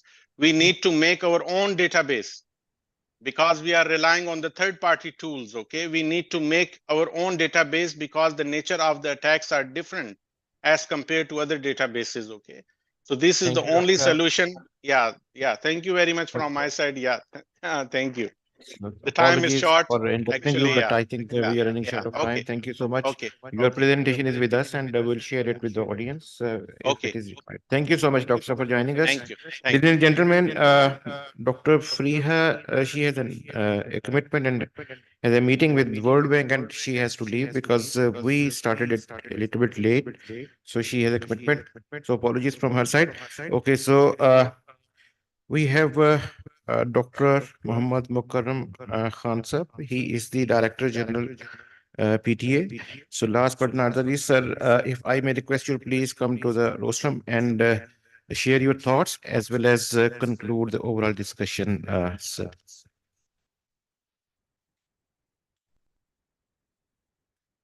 Bismillah ar-Rahman ar-Rahim. Thank you very much, worthy speakers, the chair, and the august audience. It has been very insightful and lovely listening to the thought, and everything I had to say has been covered. So I would cut it short by stating what we are doing in PTA basically using the AI and cybersecurity. I'm dealing with the cybersecurity and internet governance. So in the PTA, and we are making use of AI, Alhamdulillah, like others. So I would say some challenges basically when it comes to the AI. I'm also a student of AI. My PhD is also in AI, and I have been working with this for last about 20 years. So when it comes to cybersecurity, there are certain threats, challenges, which are posed by the use of AI. You must have heard Chat GPT, but there are other versions of malicious GPT like Threat GPT and Hack GPT and something like this, with which a simple script kiddie, a high school student can make use of those scripts, and he can hack into somewhat moderate to sophisticated system. Even your mobile phones can be compromised with the help of this. Same way, when we talk of the AI, we talk about the data, too much of data.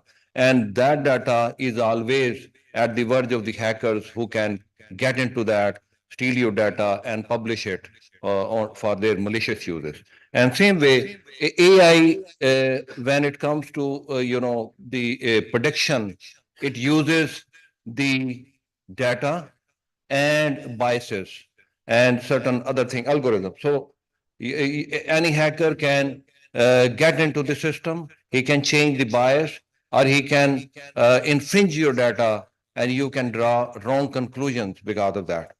So these are certain threats which we are facing when it comes to the AI from the cyber security perspective. But at the same time, it is providing so many opportunities in improving the cyber security internationally. For example, Dr. Mehreen talked about the SEAM. So now we are talking about the next generation SOC, Security Operations Center, where analyzing various, millions of logs, millions of event in fraction of second is not possible for any human being or a team of humans. But with the help of AI, you can get the pinpoint data which is of your interest. So, say for example, in military, we make use of the AI. For example, there's a cruise of a drone, and there's a video of 1 hour, but in that only 10 seconds it is important. So with the help of computer vision and AI, we can make use of that. And similarly, we in PTA, we are making use of this. Say for recently, you must have seen many banking thefts, many banking frauds. Many people have been victim of this. People using the gray SIM. So you must have heard of gray SIM. Unfortunately, in Pakistan, it is getting popular, getting the SIM on somebody else's name, and how these are being, being acquired. It is because of the, wrong thumb impression by silicon thumbs or something like this, and people are using those. And one SIM, you can buy it for a few thousand rupees, and there are complete mafia groups who are working with this. They are providing these SIMs to the fraudulent people, and with the help of those, they are creating accounts on WhatsApp and other social media accounts, and they are making you calls, pretending to be some of your son, some of your friend, and getting the money out. So PTA, we are using big data analysis. We are finding the trends, predicting people, and finding their location. And then with the help of FIA, we are getting hold of those people. So the big data analysis is a very useful thing. And with the help of this thing is being contained tremendously. Similarly, we have introduced in PTA multi-finger authentication. So it is basically to protect against that fraud. It is very easy to infringe one thumb, but when you have to present two or three out of your 10 fingers, then it becomes difficult. We cannot stop it, but we can make it difficult. So this is one thing where we are using the AI to make use of to improve the cybersecurity in Pakistan. Then we have used it in the web management system. So we have a record of what the data coming to Pakistan, and what we can't get into the PIIs, personal identifiable information, but we can get the the data about the traffic, which kind of social media people are seeing, and something like this. So two of my users, Dr. Yawar and Mudassar Saab, we have developed applications on that system making use of that system, and we have provided the insightful information to the telecom operators so that they can align their businesses according to the usage or the trend, what the people are looking for or what they're trying to access, and they can devise the strategies to provide the packages accordingly. So something like this. And along with that, yes, ISO has introduced a new regulation standard which is dealing with the ethics of AI and certain regulations on that. So PTA we have just issued a cybersecurity strategy for 23-28. We have talked about it a bit, but now we are going to improve it every year, and we are going to introduce the ills of the AI, how we can eradicate with the help of that strategy.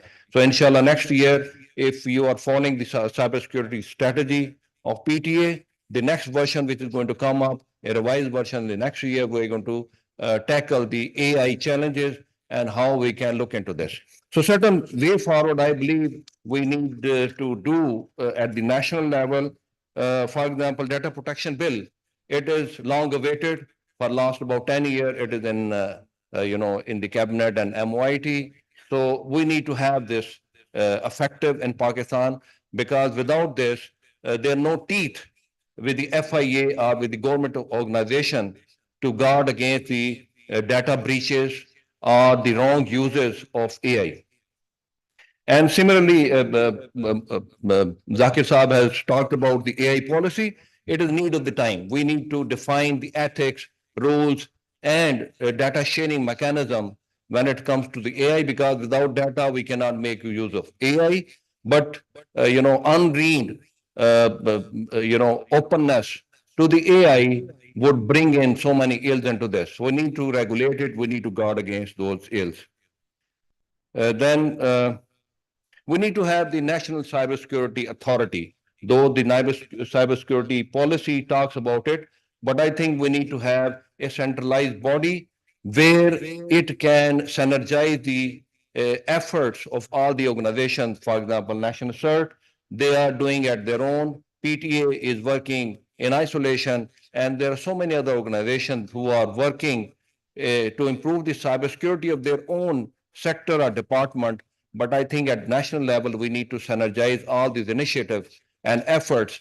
And along with that, when this body is going to be there, we can have devised many regulations for the effective use of AI and for protecting the data which are the basis of these AI. So at the end, I would conclude by saying that where there is a will, there is a way. So I would quote the example of Israel. So Netanyahu, he said in 2013 that Israel is going to be superpower of AI and cybersecurity in 5 years. And they did it. In 2018, they were the real superpower of cybersecurity. Nowadays, all the big companies, the 500 Fortune companies of the world, they have their R&D centers in Tel Aviv or in Israel. Second example is of Iran after the Stuxnet attack on their nuclear centrifuge plant. They made a resolve that they are going to be a leading country in cybersecurity, and they did it in 5 years or so, and they posed real threat to Israel and America. And the third example is our neighbor India. They have also worked on this and they have really materialized it. And fourth example is of North Korea. Despite all the sanctions on them, they are a real cybersecurity threat in the world, and they have made millions of dollars with the help of ransomware and other things, and they are getting the anything they can buy with the help of bitcoins and cryptocurrency from the world, and that country is surviving, and it is because thanks to those cyber their attackers. So with this, I would say we India and Pakistan, we are enemies, and you must have seen on every national day, our websites are down. On their national day, their websites are down. Sometimes our data is breached by Indian hackers, and sometimes Pakistani hackers are successful in breaching their data. It is a great challenge, but I would tell you it is a great opportunity. With the passage of time, the two countries are improving vertically in the cybersecurity domain. So I think it is a blessing to have a good enemy, and we should make use of it. And we should, we need to strengthen it. We need to take this, embrace this challenge, and make a strategy like Israel, Iran, Korea, or India, that we are going to be a superpower in cybersecurity. And if we have a resolve, we have a clear direction, and we have a determination, I'm positive that in 5 years we can do what Israel has done, we can do what Iran has done, we can do what Korea has done. So I end with this. Thank you very much. Very great.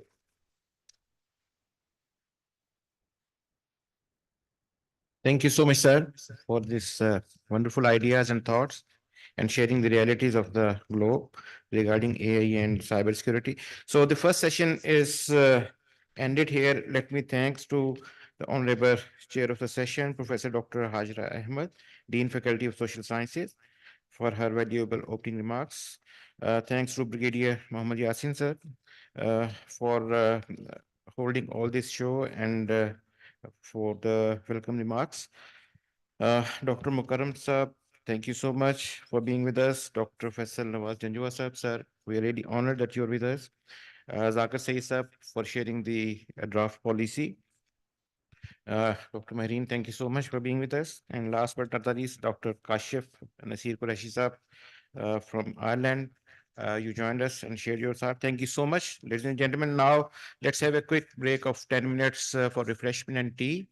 Students, you are requested to go to the communication department, and your colleague will be helping you, guide you to go there. And there is distinguished panelists and valuable guests. So you may please proceed for the tea in the committee room of the AIU. Mr. Ahmed Nisar will guide you. So we'll be back sharp in 15 minutes. Next session is very important, where probably the minister is expected to join us for the next session. So thank you very much.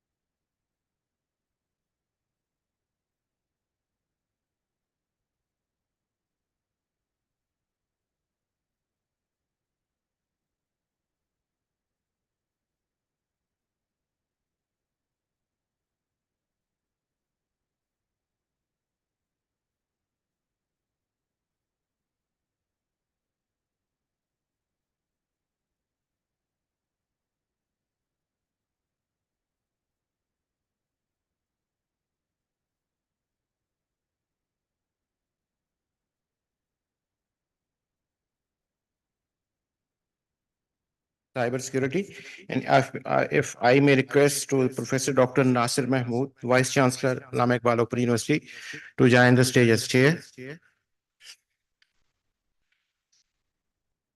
Dr. Abid Prem Suleri, Executive Director, Sustainable Development Policy Institute. Sir, please come on the stage.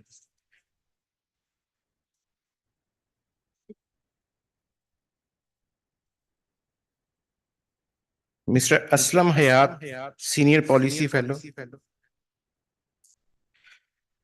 Mr. Mudassar Hussain, Vice President, Public Policy and Regulatory Affairs, Jazz Bubbling.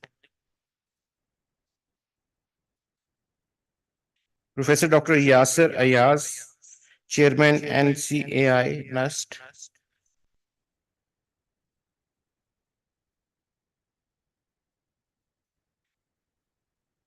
And Brigadier Retired Muhammad Yasin, Senior Advisor Emeritus, Sustainable Development Policy Institute.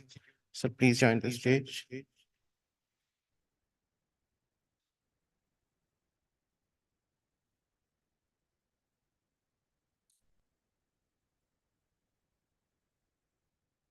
Thank you so much.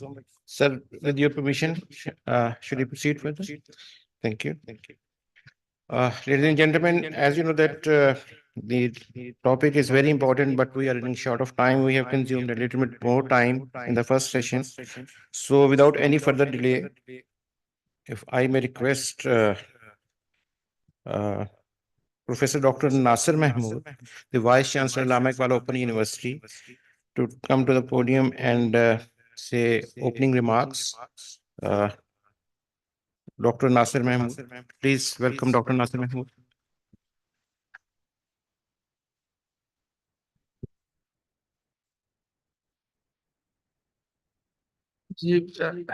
Bismillahirrahmanirrahim. It's my really immense pleasure to welcome all of you and the guests over here for joining us today here at Allama Iqbal Open University, and we're thankful to STPI, particularly for our long-standing partnership in our academic activities.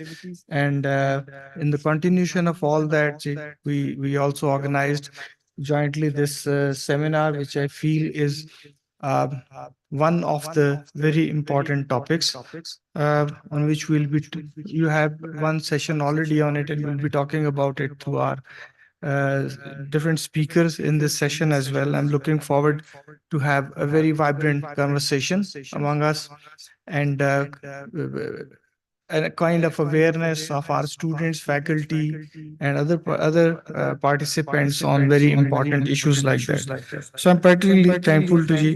Aslam Hayat Sahab is sitting with us, I suppose. If, he's here with us as a senior policy fellow.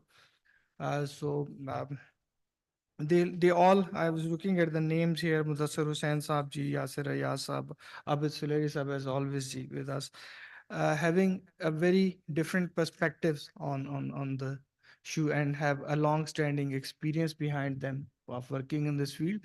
So this will make our discussions quite enriched. I welcome all of you again to this main campus of Allama Iqbal Open University. I'll just take few minutes of yours for our guests from outside to introduce our university to them, so that they can have an understanding of the landscape in which we are working. University was established in 1974, and this was the first open university in Asia at that time. Before that, we only had one open university, which was Open University United Kingdom, and that was the only distance learning institution in the world at that time. So we were second in the world and first in Asia. This is a brainchild of our Prime Minister Zulfikar Ali Bhutto Saab. He visited UK, and on his return, he took this initiative. At the moment, university enrolls about 1.2 million students from across Pakistan. So this is a unique university in the sense that it enrolls students from school education, that is grade 10, onward to PhD programs. So our 1.2 million primarily comprises of mostly our grade 10 years of education, 12 years of education, and 14 years of education programs. And thereafter, we have undergrad programs, MS and PhD programs, in which we have limited seats available. But still, as we operate across Pakistan, so the number of students is in thousands across the country, even in higher education programs. We have 4 faculties and 34 departments in our university. Our spread is right from Gwadar in the north to Khunjarab. Everywhere our regional offices, we operate through 54 regional offices in the country and more than 2,000 study centers across the country where we provide educational facilities to our students. Academic hub is this central place, Islamabad. We develop programs here. We deliver our academic contents from here. Students' evaluation and every such thing is done here. But the services of teaching are extended to them through our online education systems all across the country. When I'm talking to them right now, almost 70,000 students are online, synchronous online with us, taking their classes in our 125 virtual classrooms, which are operated from here. So in this way, this gives you an understanding of this scatter and scope at which we work. We engage roughly 20 to 30,000 teachers every semester from all universities, I would say, in the country. You can name any university and their teachers are working with us on part-time basis, teaching to our students in their online classes. We are present outside the country as well. We have students from 36 countries across the world. They are enrolled with us in our undergrad programs. Although the number is not that big, but our scatter across the world is quite wide. So we have around 2,000 students at the moment. We started this international programs about 3 semesters back. So enrollment is growing, but at the moment we have around 2,000 students from 36 countries in the world. University is well connected in our context of talk today. We are well connected with sister universities in almost 29 countries across the world, either through our exchange programs, which include faculty exchange or student exchange, or having joint collaboration for doing workshops, conferences. And we have several universities, like 4 or 5 university centers established in this university. There people are sitting in this university and working on collaborative programs. One feature on which we always take pride is about our focus on out-of-school children. University offers free educational programs from its own resources to students of grade 9, 10, 11, and 12 across the country. For example, any student from Balochistan or Gilgit-Baltistan can have free admission in these programs. We pay their tuition fees, exam charges, learning material is sent to them free. So anyone from these 2 areas, and now we're planning to add interior Sindh in it as well. Ji. Besides this, education for prisoners is also free in our university. We operate in 12 jails of Pakistan, where we have established centers for the people who are somehow there in the jails. We offer them free education there. Similarly, for transgenders, this university offers free education. We are enrolling about 1,200 transgenders with us in different programs, right from metric to PhD program. There are students. We also offer free education to children of Shohada. We offer free education to all kind of people with disabilities. So there are several other programs which I can have a long list of them, but university helps them in their education through their own resources. And in fact, they are their resources. They're not our resources. The other students actually pay for them, and university from that give their share to the other students. Now, coming to today's talk, Ji, it's such an important thing. I'm not right from the field, but as a layman, sir, I have a couple of things to say about it, जो आज हम बात करेंगे, सारे कर भी रहे होंगे. AI has very rapidly revolutionized things around us. The concept of everything is changing so fast. जिंदगी उस तरह से नहीं रहेगी और ना रहेगी इन कमिंग डेज जैसे पहले गुजर रही थी।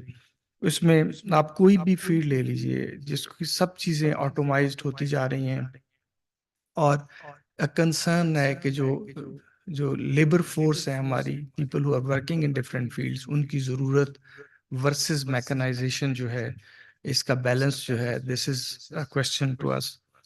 प्रोडक्टिविटी बढ़ गई है, एफिशिएंसी बेहतर हो गई है। सो इस तरह के जो कंसर्न्स इसने हमारे लिए अपॉर्चुनिटीज भी हैं, चैलेंजेस भी साथ साथ जिनको ऑब्वियसली हमें एड्रेस करना चाहिए।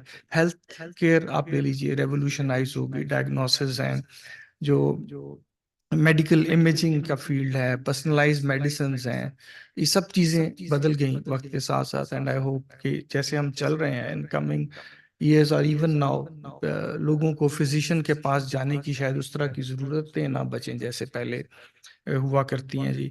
इसी तरह से आप देखिए जो लैंग्वेजेस हैं अक्रॉस द कंट्री, उनको समझने, बोलने, उनमें ऑपरेट करने में हमारी कैपेबिलिटीज जो हैं वो बहुत तेज़ी से बदल गई, और बिल्कुल आसानी से आम तौर पे अवेलेबल जितने सॉफ्टवेयर्स हैं जी हमारे पास, ये जैसे गूगल का है, गूगल असिस्टेंट है, अलेक्सा है, सिरी है, इस तरह के जितने भी हैं, ये इन्होंने आपकी एजुकेशन और लाइफ दोनों को तब्दील कर दिया।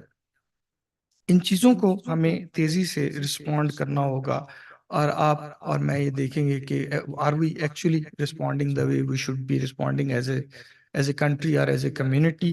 फिर इस तरह बहुत सारी चीज़ें, नाम नहीं लेता सबके जी, जिसमें ऑटोमाइज्ड व्हीकल्स हैं, आपकी फाइनेंस का पूरा सिस्टम है, एजुकेशन है, एंटरटेनमेंट है, रिसर्च एंड डेवलपमेंट है, ये सारा कुछ जो है बिल्कुल अगर आप इसको सोचें तो what we were doing almost 5-4 years back, we are not doing the same today and will not be doing what we are doing today in a couple of years from now. इस change के साथ अपने आप को customise करना, अपने मुआशरे को कस्टमाइज करना एक बड़ा चैलेंज है। दूसरी साइड पे इसकी ग्रोथ के साथ साथ जो बड़ा इशू और हम देखते हैं वो हमारे लॉज हैं, साइबर लॉज हैं, जिनमें अभी lot is needed to do. अच्छा, हमने बहुत सारी लॉज बनाए भी हैं पिछले कुछ अर्से में। 96 में टेली कम्युनिकेशन का हमने लॉ बनाया। इसके बाद आपके पास ये जो इलेक्ट्रॉनिक ट्रांजैक्शन का ऑर्डिनेंस आया था रिसेंटली, जिसमें फाइनेंशियल ट्रांजैक्शंस के होने को हम देखते हैं। फिर इसी तरह से फेयर ट्रायल का जो एक इन्वेस्टिगेशन लॉ एक्ट आया था प्रॉबली। ये तमाम चीजें हैं जी, but the speed with which they are changing, our speed to respond with that is not corresponding with it. हम जिस तरीके से चीजों को रिवाइज करते और तब्दील करते हैं ना, वो इतना स्लो है कि उतनी देर में ये तमाम प्रोसेसेस बहुत आगे जा चुके होते हैं। हमें अपने इस लॉ बनाने में और इस ट्रांसफॉर्मेशन में, एग्जिस्टिंग लॉज की ट्रांसफॉर्मेशन में, और जो एक हैं मौजूद लॉज इसी साइबर सिक्योरिटी से रिलेटेड, उनके अंदर चेंजेस की स्पीड को जो है वो बेहतर करना। मतलब मैं भी डॉक्यूमेंट देखता था, क्रिप्टो करेंसी इसका जिक्र ही नहीं है हमारे यहाँ, ना हमने डिफाइन किया है इसको, ना हमने, और अभी लॉ को बहुत पुराना नहीं है जो इससे रिलेटेड है फाइनेंशियल चीजों से, वो रिसेंट ही है। लेकिन उसके बाद की ये डेवलपमेंट है, एक अंदाजा है कि $20 बिलियन का बिजनेस है इसका पाकिस्तान में, एंड हमारे पास इसकी कोई डेफिनेशन ही मौजूद शायद इस तरह की नहीं है जिससे हम इसको ऑपरेट कर पाए, इसका कोई स्टेटस डिटरमिन कर सकें। सो ये चैलेंजेस लॉ से रिलेटेड, लेजिस्लेशन से रिलेटेड हमारे पास मौजूद हैं, और हमारे इर्द गिर्द की दुनिया सर जो है ना वो हमारी तरह से सोई हुई नहीं है। आपके हमसाए में इंडिया है, वो एक पेपर थोड़े दिन पहले किसी रिसर्च पेपर था पब्लिश किसी जगह, वो पढ़ा था, तो कहते हैं जी कि पाकिस्तान फोकस्ड इन्वेस्टमेंट जो है ना वो इस मामले में वो बहुत सारी ज़्यादा कर रहे हैं, जिसमें हैकिंग से रिलेटेड चीज़ें हैं, आपके फाइनेंशियल सिस्टम को क्रिपल करना, और इस तरह के मामलात में अच्छी खासी इन्वेस्टमेंट उन्होंने अपने सिस्टम में पिछले दिनों में कोई की है, जिससे वो इसको डेवलप कर रहे हैं। इसी तरह हम जितना भी आईसीटी रिलेटेड इक्विपमेंट्स है ना जी, वो हम सारा इंपोर्ट करते हैं बाहर से। दुनिया के बहुत सारे ममालिक बहुत सारी कंपनीज को रिस्ट्रिक्ट कर रहे हैं उनके ऑपरेशन। मसलन अमेरिका जो है वो हवावे को उसने बैन कर दिया, इंडिया ने आपकी ये जो टिकटॉक टाइप कोई पता नहीं इस तरह की कोई चीज थी उसको बैन कर दिया। हम उन्हीं की बनाए हुए टूल्स पे, इक्विपमेंट पे रिलाय करते हैं, और उसमें बग्स हैं ऑब्वियसली, जो हमारी इंफॉर्मेशन जो है उन तक बड़ी आसानी से इसके जरिए से पहुंचती रहती है। इसी तरह हमारे पास कोई सिक्योरिटी स्टैंडर्ड्स एग्जिस्ट नहीं करते। एक तो सामान बाहर से ले लिया सारा, उसके बाद फिर उसको यहाँ पे यूज करते वक्त कोई स्टैंडर्ड्स वगैरह हमने ऐसे नहीं बना रखे जिससे सिक्योरिटी को इंश्योर किया जा सके। हर इदारा अपने तरीके से उनको इस्तेमाल करता है, और कोई कैपेबल है तो इन चीज़ों का ख्याल करता है, जो नहीं है वो नहीं कर सकता। It's going on like that. इसी तरह एक और चीज़ जो हम रोजाना फेस करते हैं, we have nothing, we have we there is no way where we can have remedy. आपकी ये जो डीप इमेजिंग वाला है, फेक इमेजेस जनरेट करते हैं, आपके साथ जुड़ी हुई कोई टॉक किसी लीक में, वीडियो लीक में, ऑडियो लीक में आ जाती है, and there is no way that you can ask anybody कि ये कहाँ से हुआ, ठीक था, गलत था, उसके कॉन्सिक्वेंसेस क्या होंगे। लोगों की जिंदगियां इससे हम बदल देते हैं, लेकिन इसके बारे में कोई हमारे पास तरीकाकार नहीं है जी हम इसको ठीक कर सकें। हम जितना अपना डाटा है जी, मैं सर करेक्ट करिएगा मुझे, जो मेरा इल्म है, ये सारा जो हम क्लाउड पे और दूसरे सर्वर्स पे होस्ट करते हैं अपना डाटा, ये भी प्रोबेबली बाहर की कंपनियों का ही है सारा कुछ ही। तो नेशनल सिक्योरिटी किधर रह गई है जी? ठीक है, अपने हमारे पास लोग हैं जो टैलेंटेड हैं, जिनको हम यहाँ नहीं कुछ करने देते, वो बाहर चले जाते हैं। हम अपने ये चीजें, अब सारा कुछ जो मैंने जिक्र किया, पता नहीं कितनी कैपेबिलिटी है, आप लोग इस फील्ड के लोग हैं जी, कि हम ये यहाँ क्यों नहीं बना पाते। हमें इनको यहाँ खुद बनाना चाहिए, इक्विपमेंट बनाने चाहिए, डाटा स्टोरेज, सर्वर्स ये अपने अपनी कंपनी होनी चाहिए, ताकि हमारा डाटा जो है उसमें प्रोटेक्टेड रहे। And several things like that, जो कि लेमैन की तरह के सवाल आते हैं जी, जो हमारे जहनों में आते हैं, because we are not aware of the technicalities of this thing. लेकिन एक जनरल सिटीजन के तौर पे रोज हम इन चीज़ों के लीक्स देखते हैं, सुनते हैं, तो हमारे जहन में आता है जी कोई why we're not able to do these things, provided that we have human resource which is the most important component of all that, कि आपके पास लोग हों जो ये कर सकते हो। तो हमारे पास तो मेरा ख्याल है कि इस फील्ड में लोग बेशुमार हैं, हम तो दुनिया को एक्सपोर्ट करते हैं ये सारा स्टफ, तो हम यहाँ पे इसको क्यों नहीं बना पाते। आई एम श्योर कि हमारे दोस्त जो बैठे हैं, they are doing something on it, they knew much better than me कि how many of these things are valid, how are they being tackled. So we're looking forward to hear to them ji. Once again, thank you so much for choosing Open University as partner and as a venue for this important discussion. uh, this is your university, you're always welcome. We are actually been working on several projects. We started with 2 or 3 different projects in this area, और we planning के down the road हम इसका एक AI cyber security centre type की चीज़ यहाँ पे establish करें, जो कि हब के तौर पे काम करे। हमारे कंप्यूटर साइंस के डॉक्टर साहब बैठे हुए हैं, सलीम साहब, इनके डिपार्टमेंट में हमारा प्लान है कि हम इस तरह का एक सेंटर इस्टेब्लिश करें जो हमें इस तरह का रिसोर्स और इस तरह के मटेरियल्स बनाने में, सॉफ्टवेयर वगैरह या हार्डवेयर बनाने में हेल्प आउट कर सके, या एटलीस्ट कंट्रीब्यूट करे ऐसे स्किल्ड लोग जो इन चीज़ों को कर सकते हैं। So thank you very much जी, थैंक यू वेरी मच, जज़ाकल्लाह।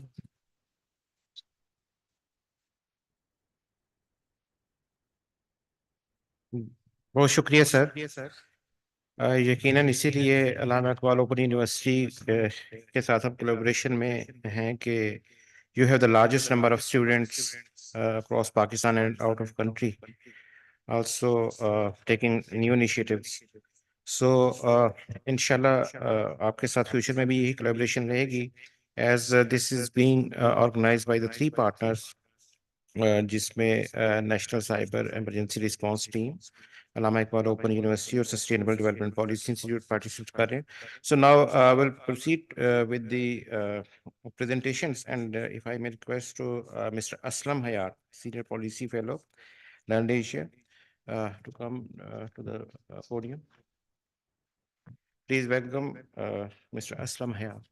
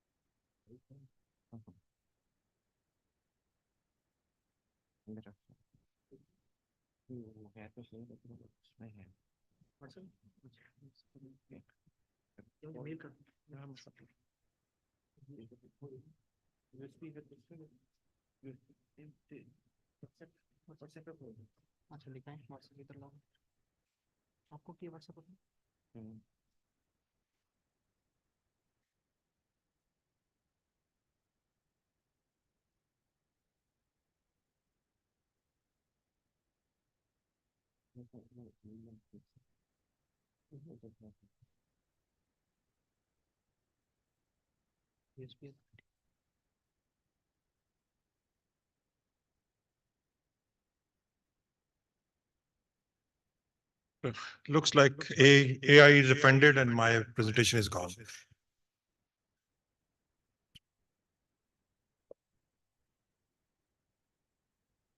So meantime, when we are setting up, there is a small quiz for all of you.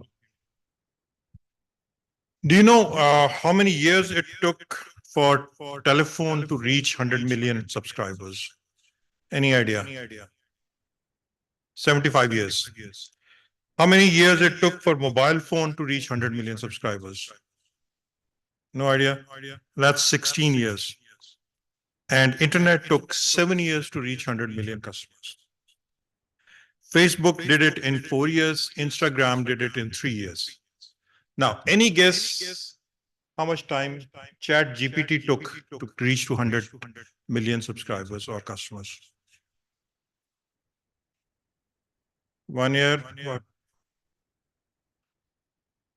Very close. No, actually, it took 2 months.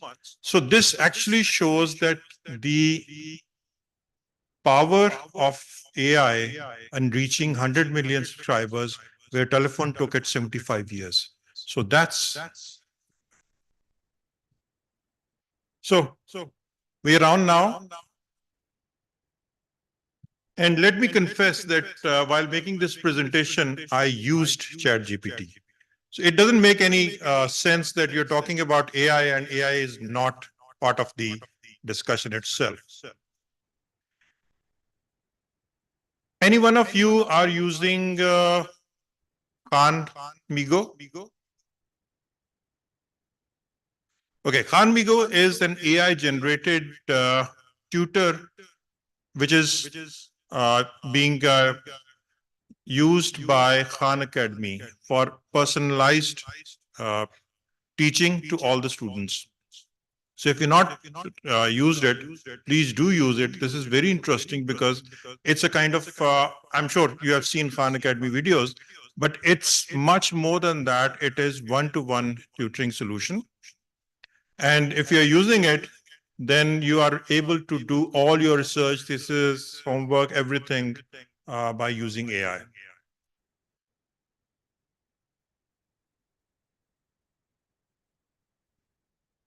So this is me. I've been in this sector for over 20 years, done a lot of things. I've been on international assignments, writing different laws. Electronic Transaction Ordinance is one of the legislation which I drafted, many policies related to ICT. So all I've been contributing in my different capacities. The relevance of me sitting on this table is this slide. We are developing a global index on responsible AI, and this is the link which is there. For the last 4 months, we have been working on this and trying to map the progress of AI in different countries and then ranking them. And Pakistan, unfortunately, is not very high on this list. The index will be released very soon, next few weeks. And you would see that the different thematic areas where we are yet to do a lot. So if you go to this site, there is also a page on frameworks and tools which already exist. And in that, if you go through different subjects, there is one subject on security. And in the security subject, there is a website which is uh, about incidentdatabase.ai. And that database actually collects all the incidents related to AI globally. And already it's more than 600 incidents which have been reported, including challenges with Snapchat and other apps. So this is very interesting. This study, this global index is supported by IDRC, USAID, and other organizations. Now, this is the cybersecurity framework which we have in Pakistan right now. There are different laws. It's actually scattered all over the canvas. You can see there are so many laws which talks about bits and pieces about cybersecurity. There are offenses. There are data protection law, which is separate. There is e-safety bill, which is also coming. And then, of course, CERT, which discussion we had this morning. Policies are also there about cybersecurity, the cloud first policy and the digital Pakistan policy. They have different areas to cover, but they also mention in one line about cybersecurity. Whereas in the frameworks, PTA has come up with a framework and State Bank of Pakistan, because the data which is being used by the banks, that is very financial, and it's according to the definition of data protection law, that is of sensitive nature. So they have also an enterprise level framework protecting that. So in terms of AI, we had the discussion this morning also. There are two major initiatives. One is the policy, draft policy. That's a pretty good policy, and that is one of the reasons that there is a little bit improvement in our ranking in the global index because of this policy. Because if it was not there, we would not have been anywhere. And the other one is the Center of Excellence, which has been established by the educational institutions, universities. That also talks about AI and a little bit about security. Whereas in the policy, the security is not a very detailed subject. So you can see that in the AI framework and in the cybersecurity framework, there is a disconnect. And that is something which we will have to work on to make sure that these two frameworks has a linkage. So AI, like any other technology, has challenges and opportunities. So we have been discussing challenges. We will also discuss a little bit about what opportunities it can provide in the cyberspace and cybersecurity. How many of you have seen these movies which talks about AI taking over the world? I'm sure this Matrix, Transcendence, others. Are you guys not into movies at all? How many people have seen at least 3 of these movies? Good. So you understand the threat which is there. And there is also a long list of the books which have been published on this AI taking over.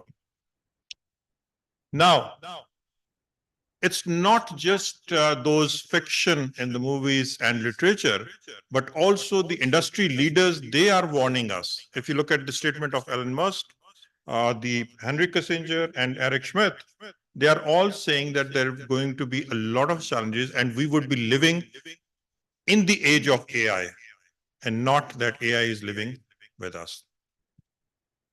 Now, in addition to this, if you are, any one of you are watching this discussion symposium on the social media, AI is already listening to it.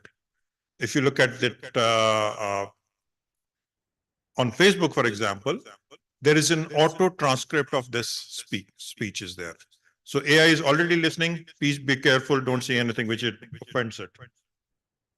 Dr. Mukarram mentioned about script kiddie. This is something, a phenomena in the early 2000 or late 90s, where it was possible for even laymen like me to actually use programs developed by the others and do nasty things. For example, it was very easy to have a DOS attack on any website by just going on a page, mentioning the URL, and mentioning that how many hits you want to have on that web page, and just click yes, go.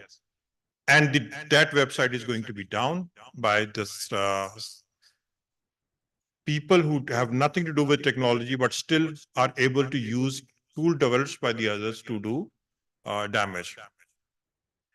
Imagine that instead of this layman or kids, instead of using the tools which are already developed, ask the AI and say that develop or code for me and prepare something which could be used for making a life of other people difficult.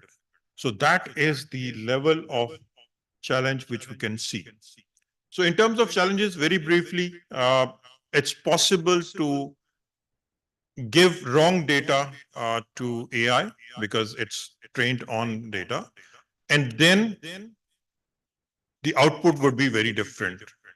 It also covers the personal data in terms of large language models, possibility of exposure there, inherent bias or fairness in the data is also reflected in the decision making.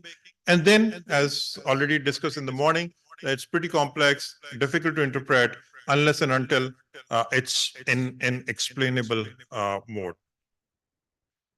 But my focus would be on the opportunities in the cybersecurity by the AI. You know, when you're using AI in the cybersecurity, you would be in a much better position compared to humans doing the cybersecurity. And the reason for that is that it would be much easier and quicker to actually look at the threats. You can easily detect it by analyzing the patterns which are there. And sometimes the humans may not be able to pick up the patterns. For example, if there is a threat, and the AI is able to compare the historic data and see that what is different going on right now and flag it.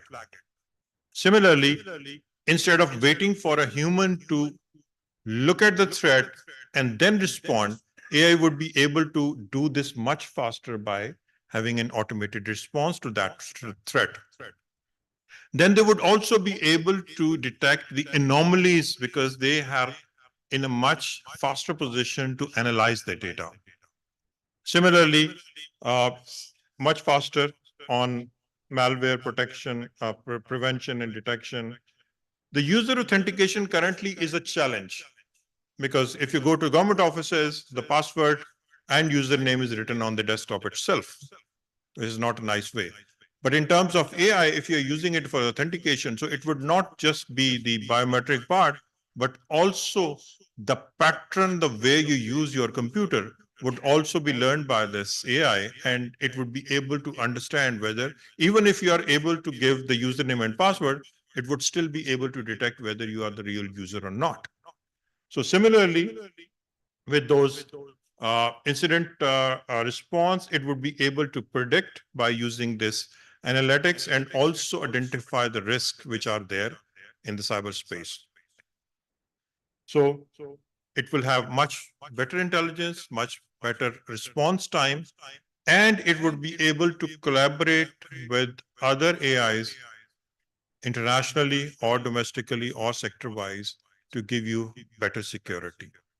So for me, no matter what the movie says, no matter what the book says, AI has actually a potential to give us a better cyberspace or a cybersecurity. Now, we need to address the challenge which Vice Chancellor has just mentioned, that we know the threats, we know the opportunity, and it is extremely important to come up with a framework where we can mitigate those challenges and maximize those opportunities. So in terms of that, I have proposed few bullet points basically to propose on the things which needs to be in that framework. And that needs to be there, the ethics part, the making sure that those algorithms are auditable. It's not something in the dark box or black box where nobody knows what's going on. There needs to be a clear lines of responsibility. If something goes wrong, you cannot punish AI, but you can definitely seek a remedy against the person who has been developing it. Similarly, it needs to be explainable. The foundational methods or models needs to be explainable. Similarly, the privacy has to be integrated into this by design and not an option. There needs to be validation and rigorous testing and the framework built in, and also making sure that it enhances the human capability. And last but not least, the regulatory framework which we are making should not kill the innovation. Because if you have a very steel framework or regulation or laws or policies which has no space for innovation, then you're not helping the industry, you're not helping the development and non-innovation, and just killing it, which is counterproductive. It should not be there. And in terms of frameworks, there are already a lot available. We can learn from being late. It's an opportunity to learn from those model frameworks, 37 or 40, whatever that number is. There are few also which are now being used as a model framework. We can learn from them and have something in Pakistan which is usable, which allows innovation and also mitigate all the risks which are already there. Thank you very much.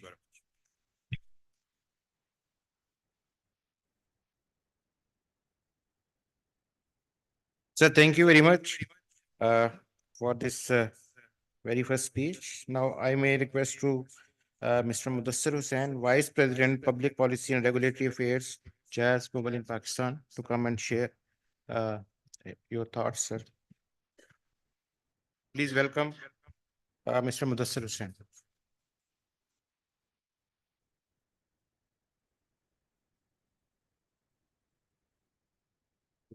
Bismillah. What a pleasure to be back in Allama Iqbal Open University with my old friends from SDPI, well-respected Brigadier Saab, Soleri Saab, Nasram Saab, VC Saab. You're doing a massive job over here. It's actually Allama Iqbal Open University because it's the oldest online virtual education. So the topics of both AI and security are inherently relevant to your trusted age-old established system. So thank you for giving me a chance. I don't have to say much about myself. I have done some work in telecom policy in Pakistan, headed it for some while. Both the subjects, cyber security as well, it has been an area of interest for some while. And AI more recently, abhi iski relevance or baatcheet shuru hui hai. Now working with the telecom industry, which is the biggest platform, which has the biggest access to people, which can make through these new digital technologies a massive impact in the lives of the users. So a little bit of attribute from all these angles. I'm very happy that a lot of things that could have been said, they have already been said. Aslam Saab has nailed it. He has closed the deal for me. I don't need to repeat all of those things. We know for sure. I'll tell you a little bit of from my early years when I used to do research. Probably cybersecurity is the oldest area where AI started making a difference. We know about AI now after this GPT and generative AI revolution, but surely machine learning, deep learning, there have been subjects that have been hugely relevant to cybersecurity historically also. So a very good use case of how AI impacts generally other fields. So cyber is a very, very good area that we can see where are the threats, opportunities, there are threats to the positive forces that are available. We know prediction, um, measures, response, everything. AI can have a role, and Aslam Saab highlighted that much of those things can be really sped up, measures put in place. Historically, जो rule based system होते थे उसको आप एक नए predictive तरीके से कर सकते हैं, and at the same time the challenges, the strength of AI available for positive work, for enhancing cybersecurity is also available to cyber criminals. Using AI, it is very easy for them to identify new targets. We have so much bulk of personal data in form of social media profiles and usage behaviors and others available. So it's very easy for the cyber criminals to deploy AI to beat the same systems that are put in for protection of people and systems. तो एक cycle है जी जिसके अंदर criminal भी उसका फायदा उठा रहा है और सिस्टम भी उठा रहा है. तो the way it works is that everything that has to be used at mass scale, उसके अंदर हमने सुना होगा कि trust is the main thing. Why would you use something, some online service, some financial service, some other platform, because you trust कि ये ठीक information भी दे रहा है और मुझे help भी करेगा और ये real है. We know AI is talked about, and we expect that it will play a role in every facet of our life. But the key thing is it will only achieve that scale if there is trust in it. So for trust, there has to be security.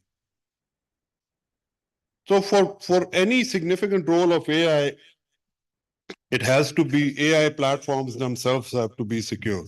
I'll just give you one example. What is relevant in AI? What makes it work? What makes it useful? It uses a lot of data, analyzes a lot of data, and gives you insights.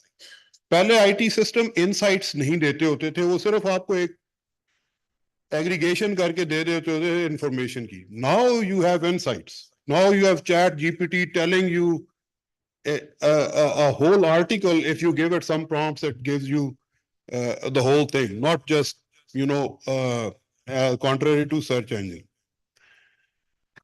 So the AI systems will give you insights, but you will trust those using data. And then how it has become possible, because previously भी होता था, neural nets थे, machine learning, deep learning के algorithms होते थे, लेकिन वो computing power available नहीं होती थी जो उसको real time में useful बना सके. अब cloud से, distributed computing से, you have that power. That is why we are talking कि जी AI को इस level पे अब discuss किया जा रहा है. So the data as well as the compute. तो अगर कोई क्रिमिनल एक मैस स्केल पे एआई सिस्टम यूज हो रहा है जिस पे क्रिटिकल डिपेंडेंस है और उसमें डेटा जा रहा है, Aslam साहब mentioned about AI is only as good as the quality of the data it is fed on. अगर कोई साइबर क्रिमिनल उस डेटा में जाके उसको करप्ट कर दे या उसको बायस कर दे तो श्योरली पूरे का पूरा एआई सिस्टम उसको करेगा. तो दो तीन टाइप के थ्रेट्स हैं एआई को साइबर क्रिमिनल से. एक तो वो सिस्टम्स को और जो जनरेटिव मॉडल्स हैं उनको खुद बायस कर देना, स्क्यू कर देना. And then again retail level पे जैसे आप कहते हैं कस्टमर लेवल पे टारगेट सिलेक्शन, दूसरी तीसरी चीजें. So these are the negative sides that are relevant. And then the positives, Aslam Saab and all others have mentioned. So a good confluence use case, AI plus cyber security. अगर कोई utility समझना चाहता है तो मेरे ख्याल में इस एक theme को समझ ले तो then we can expand it to others. अब now we know that there is a good use case. So what does our whole ecosystem and particularly the government do to address this? Again, taking from Aslam Saab, we need to be careful. We need to guard against the perceived threats, but at the same time, in our policies, not take measures that kill it. On a recent dialogue on what AI policy, हमारे Ministry of IT के friends भी बैठे हुए हैं, उसमें ये है कि which is the place, ये stand alone AI की policy भी stand alone नहीं है because it depends on data protection laws, as we mentioned, it depends on cloud related policy. So the thing is that the AI in our context cannot be treated standalone, but as a whole of the tech policy approach उसके अंदर से. So there have been inputs that we have provided into the policy itself कि उसको कैसे किया जाए. लेकिन उसके main points यही हैं कि एक तो whole of the tech policy approach हो. दूसरा एक चीज अगर आपकी प्रायोरिटी भी है तो वो कैसे चलेगी कि वो उसकी गवर्नेंस का मॉडल सस्टेनेबल हो. अगर आप उसको बहुत ज्यादा ओवर रेगुलेट अभी करेंगे तो ऐसा क्रिटिकल मैस ही नहीं प्रोड्यूस करेगा कि जिससे कोई ऐसी फाइनेंशियल सिस्टम पैदा हो कि उसकी सस्टेनेबिलिटी हो. तीसरा, we need to create demand for AI के जहां पे इस लेवल पे आप एआई की यूजेज में जाएं. पहले हम डर जाते हैं कि यार ऐसे बड़े नुकसान हो जाएंगे, इसलिए हम काम ही नहीं करते. So what I want to propagate here is that our policy should be to seed and encourage AI, including in cyber security and other fields. और इतना उसको ज्यादा डर के इस वक्त ही टाइट ना कर दें कि वो शुरू ना हो. मुकरम साहब हमारे पास बैठे हुए हैं. We do certain regulations with such a tight intent starting कि वो जिस चीज को रेगुलेट करना वो शुरू ही नहीं हो सकती, वो पैदा ही नहीं हो सकती. तो उसको पैदा होने देना, उसको सीड करने के काबिल. Although we should address in our initial policy all of these जो negatives हैं उसको फिर then regarding data, how can we use data, how can we make available data protection law को जरूर लाया जाए, लेकिन data की utility anonymize करके दूसरे तरीके से it should be available for innovation.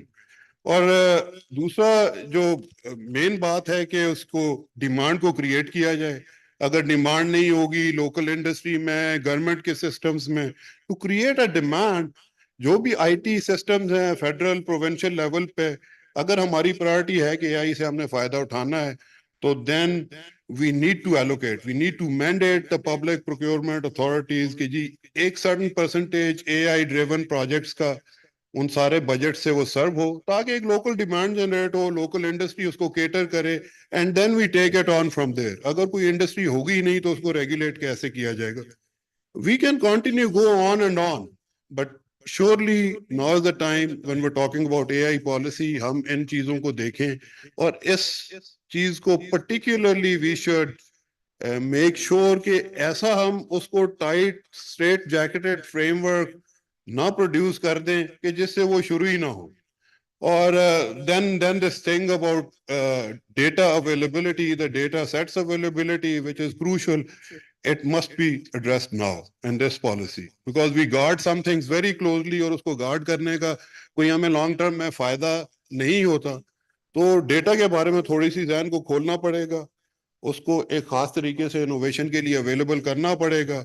Education में, हेल्थ में, ट्रांसपोर्टेशन में, पब्लिक सिक्योरिटी में. There's so many use cases that can directly AI can address, but none of them is possible without the data with one or the other government agency. A few examples. I hope that this discourse will continue, but I would like to wrap over here, and we would like to give our input further into this process so that you can have a structured inclusion. So I would like to thank you very much. Hopefully, ये सिलसिला चलेगा और आप सारे लोग इस पे interested रहेंगे, and if required we'll be happy to contribute. So thank you very much.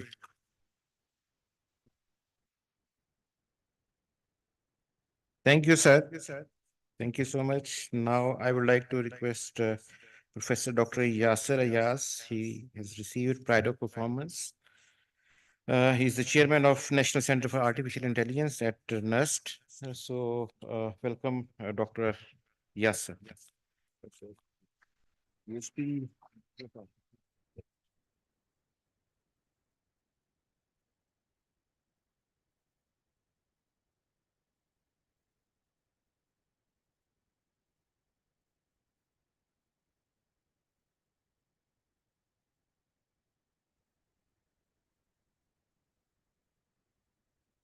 Assalamu alaikum, ladies and gentlemen.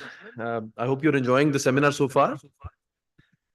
So I'll be speaking a little bit about the artificial intelligence domain. I head the National Center of Artificial Intelligence as already introduced. You would like to share the slides? Okay, so I am a scientist. I'm an engineer. Okay, I actually. Okay, 5 minutes cut short. Okay, no problem. Right. The document is pretty big. So it will take time to.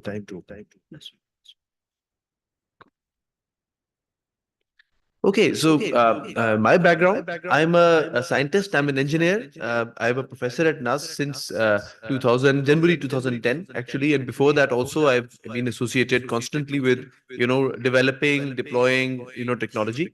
I did my PhD from Japan back in 2009 in the field of robotics and artificial intelligence and working on robots, walk like humans and, look at obstacles, move stuff around and all that. So I've been into this domain, developing my own systems, deploying in the various domains. And the National Center of Artificial Intelligence, which I'm heading right now, is also an organization which actually develops and deploys technology for, you could say for the transformation, for the digital transformation or AI transformation or better working of various government and non-government departments in Pakistan. And of course, we have collaborations abroad and we keep developing solutions for them as well.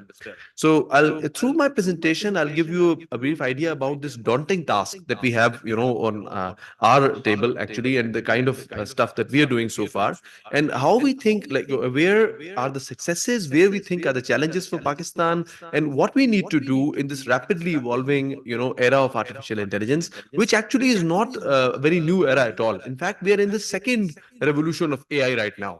So this is the fifth industrial revolution that we are in right now, ever since the year 2020. And if you still think that AI is a very new area, then you're one industrial revolution too late. Right. So let me give you a glimpse of, the kind of stuff and what sort of opportunities exist and what we need to do. I think, like, so far, it's very straightforward that artificial intelligence is one of the main domains in the world.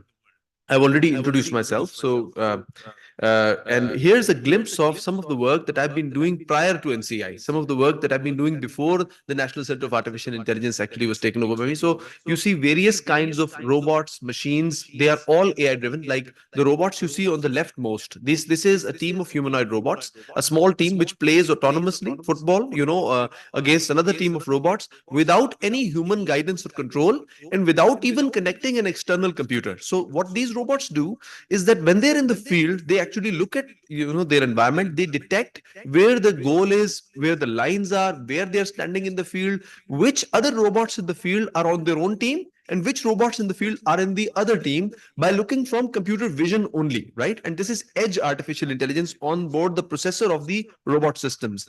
And then they decide, they strategize how to play autonomously against another team, while each robot, makes its strategy individually, but they have to commonly behave as a team, just like any other soccer team. So this, ladies and gentlemen, is actually the highest league of the world's top AI and robotics competition, the RoboCup, which I have worked on for several years.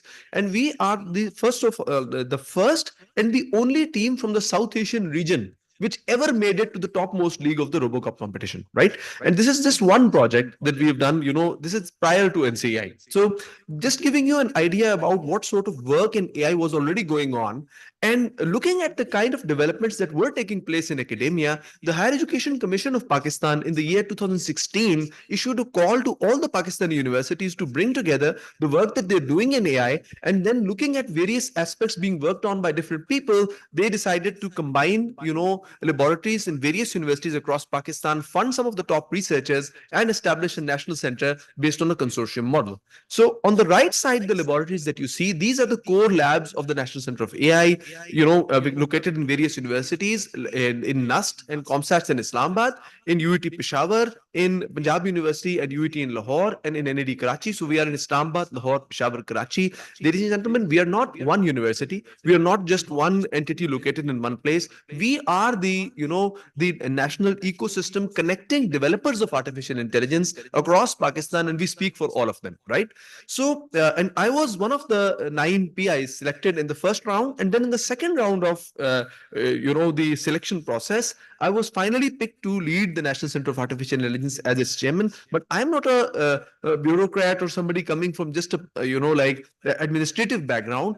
I am more a scientist who develops stuff myself. And of course, now I lead the setup as well. On the left side are specialized projects that we have, which we actually do with various other universities like LUMS, like FAST, like PIMS, various other institutes that work together with us, so which we have developed and deployed in various areas in Pakistan. There is no difference of opinion in the fact that artificial intelligence is the major technology, the basic technology to look at the world right now. If you want to stay abreast, if you want to stay relevant in the current evolving era of technology. So one survey by Medium, this is just one of the several results. So this survey by Medium tells us that 72% of the chief innovation officers of the world's top tech companies already say that artificial intelligence must be the core focus of development of their companies. If not, so they would, if you don't think this way, then you're not thinking the same way as the majority of the innovators of the world are thinking, right? So the very next technology after that is IoT, the Internet of Things, and that stands at 46%. So AI actually permeates across disciplines. And this is why the last two revolutions, the Industry 4.0 and the Industry 5.0, are both AI revolutions. When Industry 4.0 actually looking at AI to improve the product quality, whereas Industry 5.0, AI is reoriented to put the human being in the center. So now AI is not for improved product quality only, but to have an improved experience, right? So this is a different way of looking at artificial intelligence. If you look at the previous industrial revolution, you see that the first industrial revolution was from the year 1800 to 1900. Then the next one from 1900 to, some say until 2000, some say until 1985. So from revolutions that used to last 75, 85 years or 100 years, now the AI, is pushing things at such a fast, pace, just like the example which was quoted by Aslam Saab, that, how much time it took ChatGPT to actually, enroll the 1 million customers actually. So if you look at that, speed, AI revolutions are, cutting through technology at a pace of a decade. So just 1 decade after the first AI revolution, you already have the second one. If you look at the statistics, the numbers that are just, going around the world right now, it's that 37% of the world's tech companies have already adopted artificial intelligence in one way or the other, as Gartner is predicting. And the percentage of enterprises employing artificial intelligence will grow at 270%, has been growing at 270% for the past 4 years. You look at Statistica, it is saying that the world revenue from artificial intelligence software market is expected to reach 126 billion US dollars by the year 2025. In Nasdaq, you see that, the shares of Nvidia, if you've been following the share prices of Nvidia and Intel, Nvidia has far surpassed Intel now because they've been developing the artificial intelligence related hardware, and it's actually pretty tough to lay your hands on the correct hardware, and every new year there's a new technology coming in. Looking at just the defense market, in the defense market only, the artificial intelligence defense market is valued at about 16 billion US dollars globally right now. So AI cuts across disciplines, it cuts across fields, and you see that there are so many domains in which AI is applicable.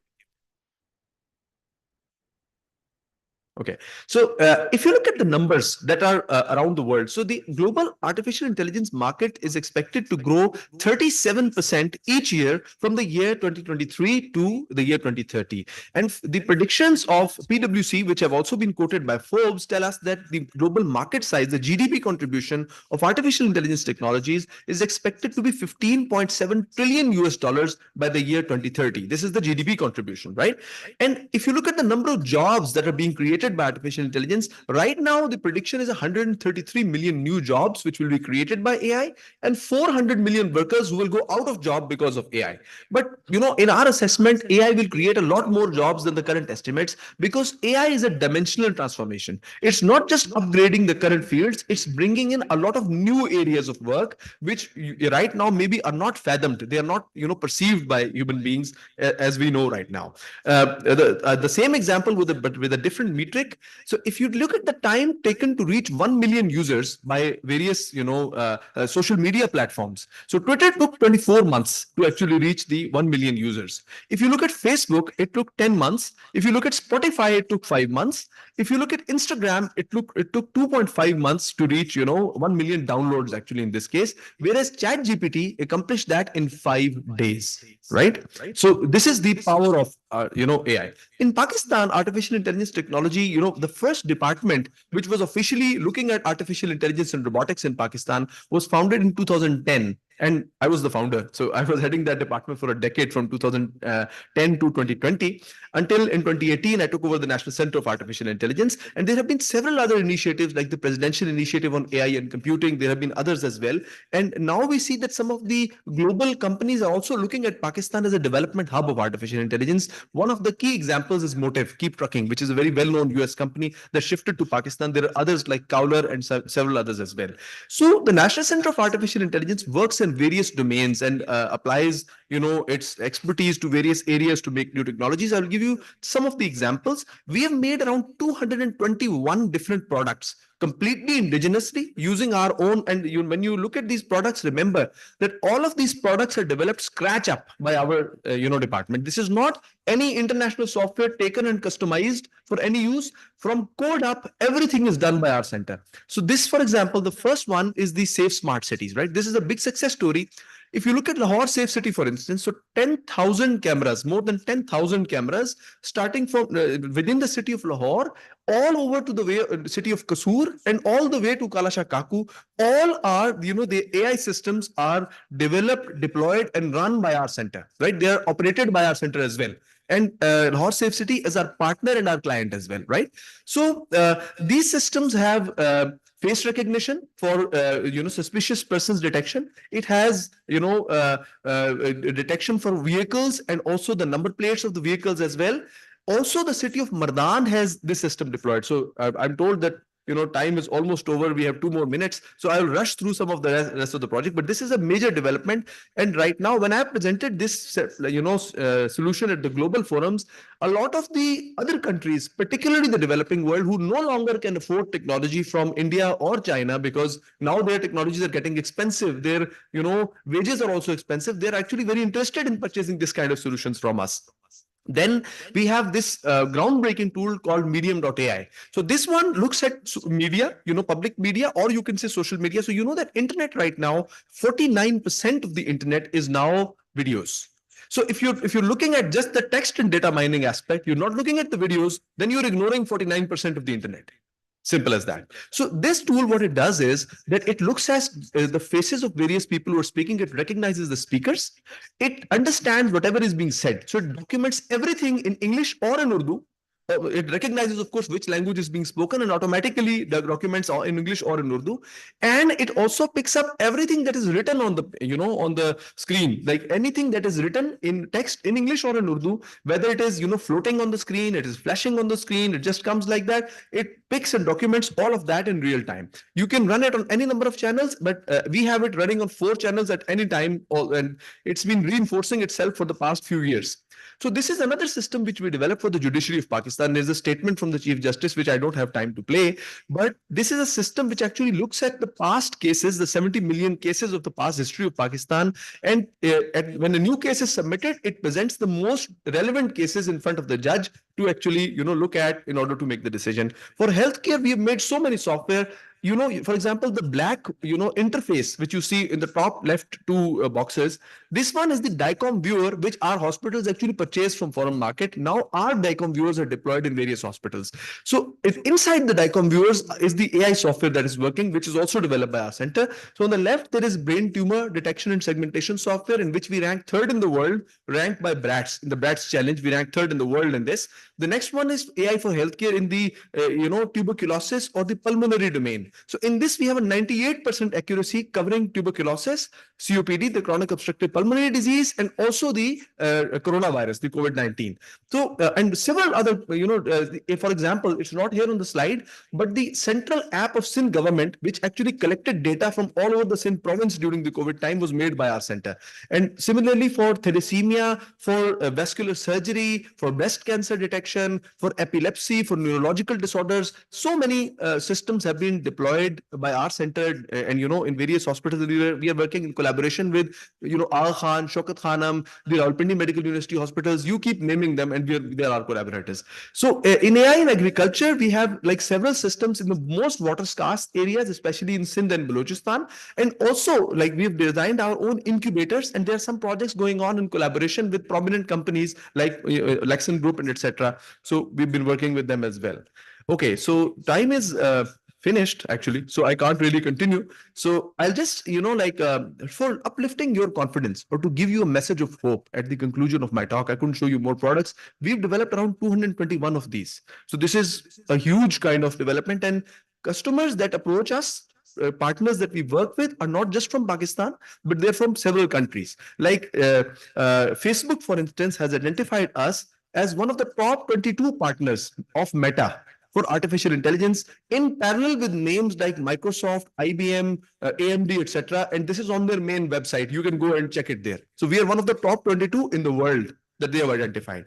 This kind of resource in Pakistan, and we actually train people for various organizations at both the leadership level as well as the developer level. So if you have an organization, you want to develop an AI center, we will enable your team to actually, embark on AI.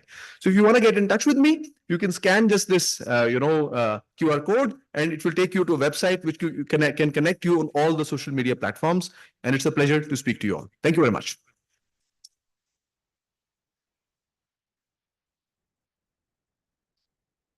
Thank you so much, Dr. Yasser Riaz, for this wonderful presentation. Surely we'll be looking forward to work with you in future as well.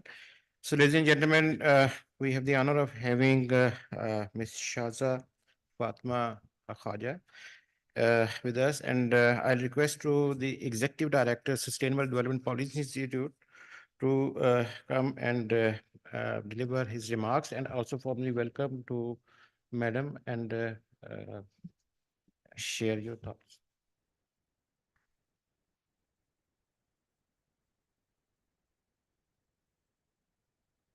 Thank you, Shahid. Honorable and distinguished panel on the head table, dear students, distinguished guests.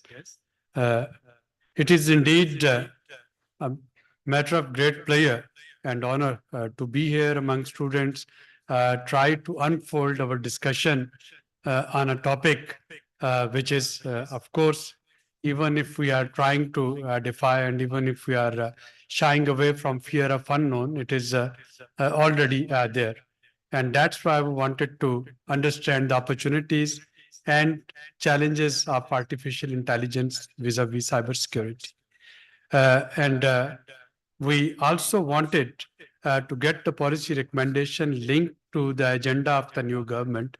And I'm extremely thankful to our chief guest, Madam Shaza Fatma Khaja, who joined us. She was busy in a meeting at the Prime Minister House, but I think that's her passion for the subject, that as soon as she got free from the meeting, she straight away joined us. And we would really like, ma'am, that the recommendations that will be compiling out of this discussion can be conveyed to the right corner. And we hope that these recommendations would go a long way in your government's attempt to have a responsible and safe regime of artificial intelligence in Pakistan.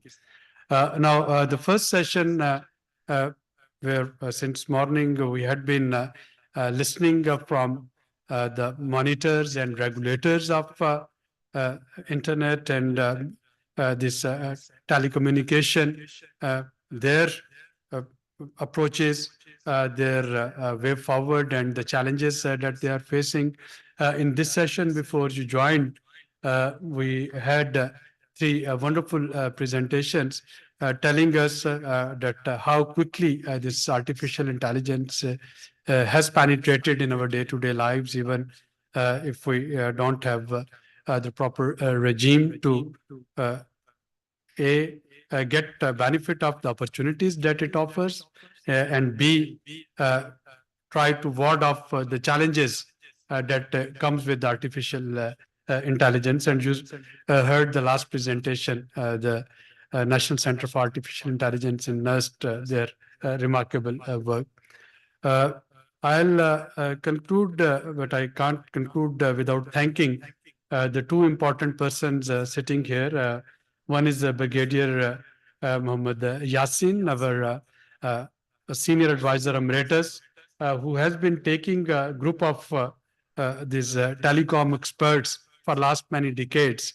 And in fact, if I can say that Brigadier Yasin at that time and his team in Prime Minister Secretariat, they had played a major role in deregulation of PTC at that time. And since then, he has been providing us the guidance to steer it further.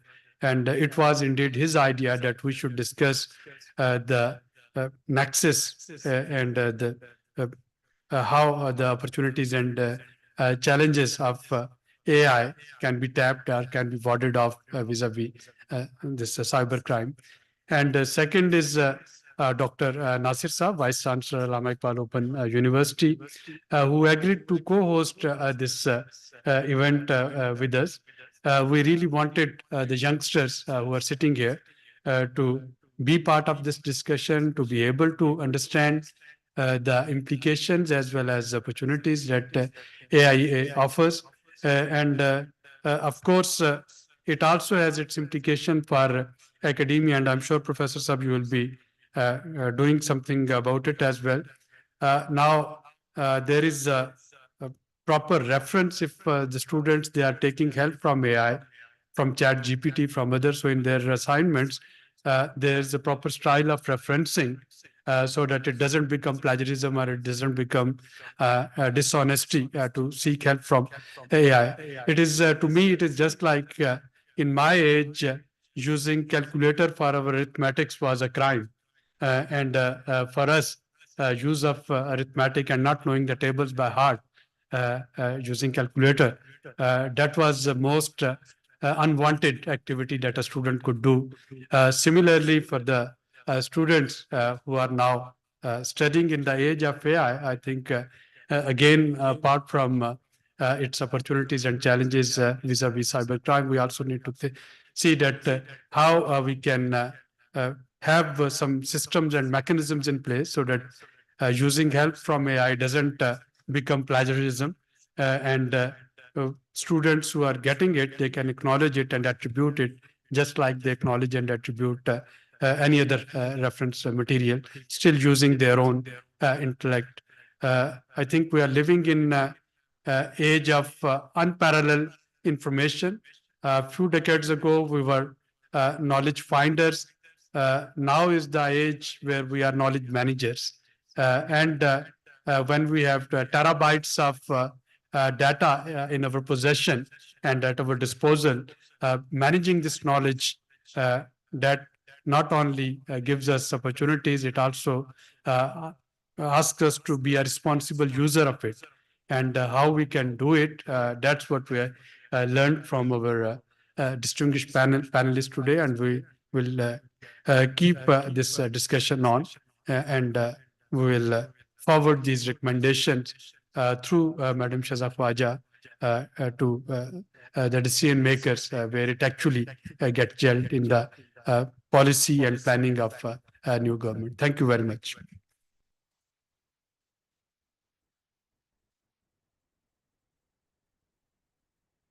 Thank you very much, sir. I think this is the time to wind up, and now I will request the chief guest, Ms. Shaza Fatma, to come to the stage and share her thoughts. And also, she's been very actively engaged with the youth and youth-related activities, and so we are really thankful that she's here with us. So now, without further delay, I'll request her to please. Okay. Fine. Sure. Thank you. Bismillahirrahmanirrahim. I would first of all like to thank Abid Suleri Saab and Vice Chancellor Saab, Dr. Nasir Saab, and everyone on the panel for hosting this event and for being a part of it and for giving me the honor of joining this gathering today. जहाँ तक you'll have to excuse me, मेरा गला खराब है थोड़ा सा, वो आवाज बैठी हुई है, but I'll try my best to communicate effectively. जहाँ तक आज के टॉपिक का सवाल है आर्टिफिशियल इंटेलिजेंस का और साइबर सिक्योरिटी का, I think it is the need of the hour that we start addressing these issues. And to be honest, we might actually also be a little late because दुनिया already काफी आगे निकल चुकी है. मुझे खुशी हुई अभी प्रेजेंटेशन सुन के कि NCAI जो है is doing a good job. And I still remember 2016 में जब हमने इसका कॉल फॉर प्रपोजल दिया था और 2017 में नस्ट में इसका सेक्रेटेरिएट कायम हुआ था. तो that was the seed that we envisaged will help us in the coming years. And उस टाइम पे और भी बहुत से सेंटर्स शुरू किए गए, national centre for quantum physics, national centre for manufacturing, aerospace का center of excellence, and all of them are doing wonderfully well as we speak. So, almost a decade down, those seeds that were sown are bearing fruits, and that is, what effective leadership and what effective vision and effective political will can do for countries and for nations. So I'm really grateful for that presentation and how it has, also updated me on what's been going on there. And similarly about safe city जब लाहौर में लगा था, वो भी मुझे अच्छी तरह याद है जब उसका सेंटर कायम हुआ था पहला, and how it was fully automated.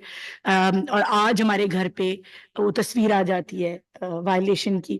So all of these things help us in effective governance and effective monitoring, in keeping the government procedures transparent. And the more we begin to utilize these tools that are now there at our disposal, the better our governance and our systems can be for our people, and the better we can perform in terms of transparency, in terms of providing ease to the citizens of Pakistan, and that is my firm belief.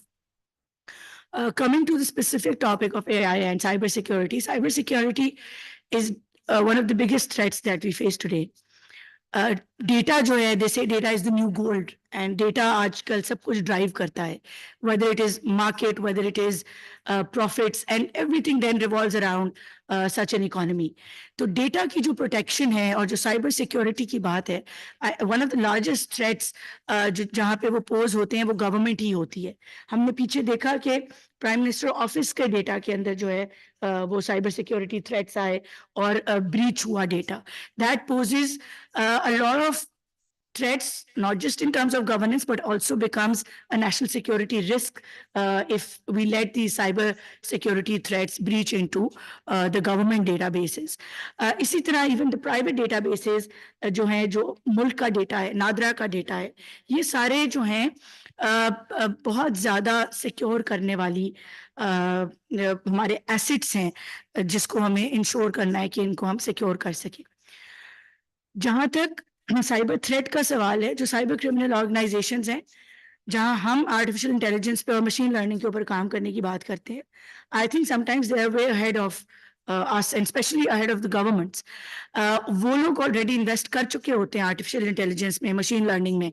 Their algorithms sometimes are better then the defensive algorithms, especially जहाँ तक government का सवाल है, या I'm not very well versed, but I'm not sure कि हमारा private sector भी इस वक्त AI में और cyber security में कितना advanced है. I think we still have a long way to go, and we need to invest much more and support these things as much as we can. So the evolution of malware also requires evolution of cyber security.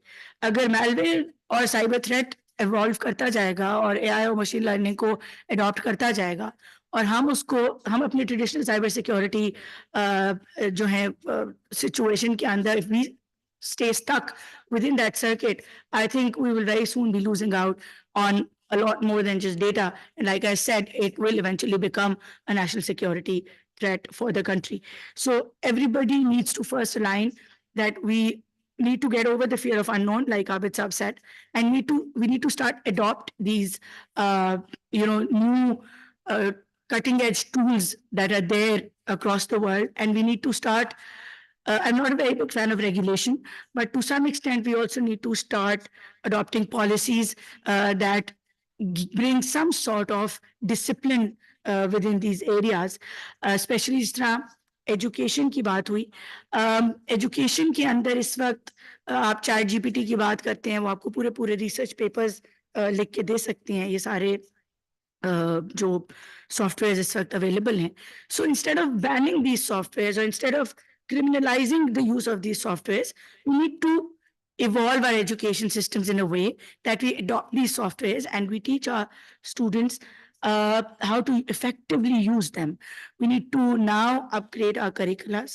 We need to definitely move towards a system of education that prepares our young people for the jobs of the future. We cannot stay stuck in our traditional disciplines and then expect the country to give us growth opportunities and provide employment opportunities. दुनिया आगे निकल रही है, वो हमारे लिए नहीं रुकेगी. Traditional jobs will become obsolete. Traditional degrees will become obsolete at some point in time. That is not to say that there is absolute despair in the coming times, but it is definitely to say that if our institutions and also our young people, if we collectively fail to adapt to with these new technologies and these new job opportunities that are coming up, we will collectively fail as a society. So जहाँ पे हमें तो इस table पे बैठे हुए लोगों को टाइम लगता है करिकुलम चेंज करने में, पॉलिसी रिफॉर्म्स लाने में, लेकिन आप लोगों को वो टाइम नहीं लगना चाहिए. आपके पास internet is there at your doorstep. You're privileged to be sitting in a university right now, probably 0.1% of this population. At any point in time, HEC में 20 लाख बच्चे registered होते हैं. इस मुल्क के अंदर तकरीबन 25 करोड़ आवाम है और उसमें से 70% 35 साल से छोटे बच्चे हैं. तो आप सारों के पास, उसमें से आप थोड़े से बच्चे हैं जो आज AI की बात कर सकते हैं या समझ सकते हैं या इस तरह की महफिलों में बैठते हैं, यूनिवर्सिटीज आते हैं. तो the burden of responsibility also lies on you, where you have all these resources available. You have all these MIT के, Harvard के courses lying for free on YouTube and Coursera and all of these platforms that you could just take and certify yourself and become effective members of the workforce. अगर हम अपने comfort zone से बाहर आके इन नई technologies को और opportunities को अवेल नहीं करेंगे, we will as individuals also lose out, but we will as a nation lose out on these new opportunities that are there. हमारा इस वक्त सबसे बड़ा asset हमारा youth population hai, and we need to channelize all of this. And I say this sitting in a university and requesting our academia to also evolve with these new technologies, to train our teachers, to train our professors in these new technologies, bring in international capacities, international expertise to universities, do crash courses. आजकल 6 महीने के course में बच्चे employ हो जाते हैं. Not to undermine the importance of degrees, but the jobs of the future are hardly, they're more concerned with your skill level. They're more concerned with what kind of result-oriented approach do you have, what kind of hands-on skills do you have, whether it's AI, whether it's artificial, whether it's these machine learning, blockchain, Web3, जो मर्जी आप नाम जितने मर्जी लेते जाएं. These things are more skill oriented now as opposed to degree oriented per se.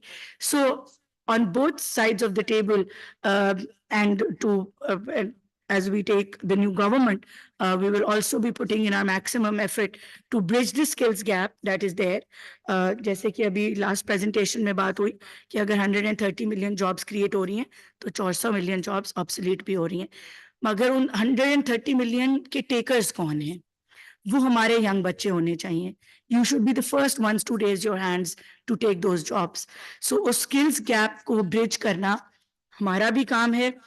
दुनिया बहुत इवॉल्व हो गई है, आपको भी उसके अंदर अपना कंट्रीब्यूशन डालना होगा, आपके पास भी वो अपॉर्चुनिटी अवेलेबल है, और हमें मिल के we need to come up with policies, with strategies. We need to upgrade ourselves, our curriculums, our institutional thought processes, our workforce, our students, to a point where we do not miss this bus and miss this opportunity that is available to us globally. अगर हम आज इसमें पीछे रह गए, we're already, by the way, quite behind, but we can catch up still with the kind of workforce that we have, with the kind of youth population that we have.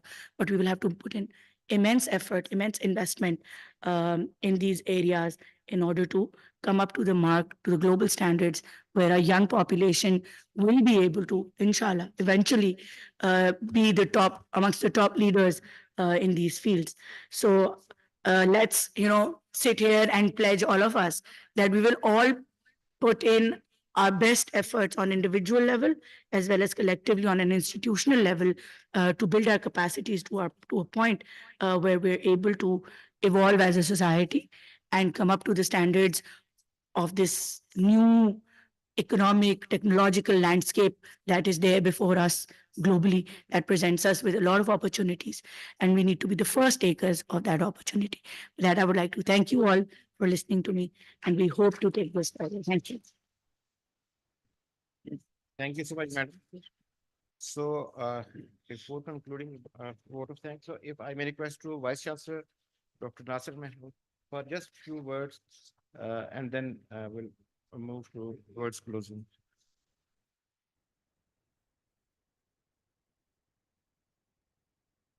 Thank you very much. I have already spoke to the audience and all, but as Ma'am Shaza has joined us, so we welcome you to the campus. This is your first time you're coming to the campus of AIU. We have a very vibrant computer science department, and when I was sitting here listening to my colleagues here, so I see a lot of opportunities for them to expand to for these students, because they're all very talented people here.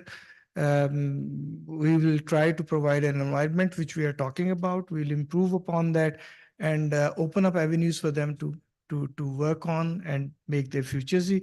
And thanks very much. Thank you very much to you and all other colleagues for joining us today. It was really a brainstorming session in which I'm sure that our students, faculty, and myself, we have learned a lot, and many ideas we have now with us on which we can work. Thank you for coming. Sir, thank you very much. For the vote of thank, I will request Brigadier Mohammad Yasin sir, please come and say vote of thank. और इसके बाद group photo होगा जहां पर I love AIOU लिखा हुआ, वहां पर सब स्टूडेंट्स और सारे जो एग्जेक्टिव्स हैं वो वहां पर ग्रुप फोटो के लिए आएंगे. Sir, over to.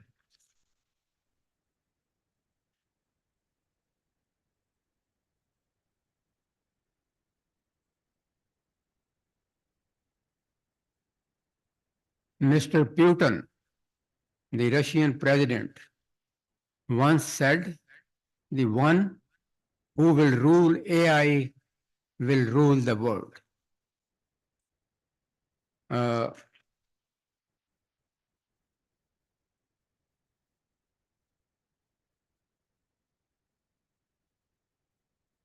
Dr. Mukarram mentioned 4 countries who have caught up with the technology during the last few years, 4 or 5 years, and they are now keeping pace with the evolving AI.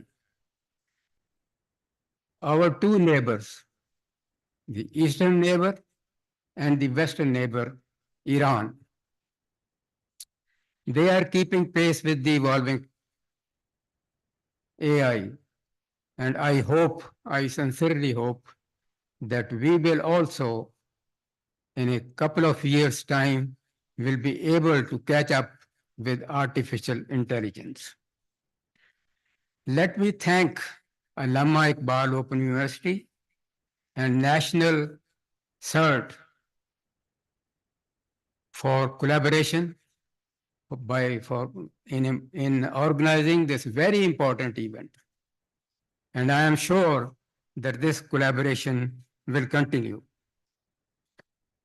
Let me individually thank the speakers who have, taken out their time to come here and talk on artificial intelligence. In the first session, Dr. Hajra of Allama Iqbal Open University, let me thank her for taking time out.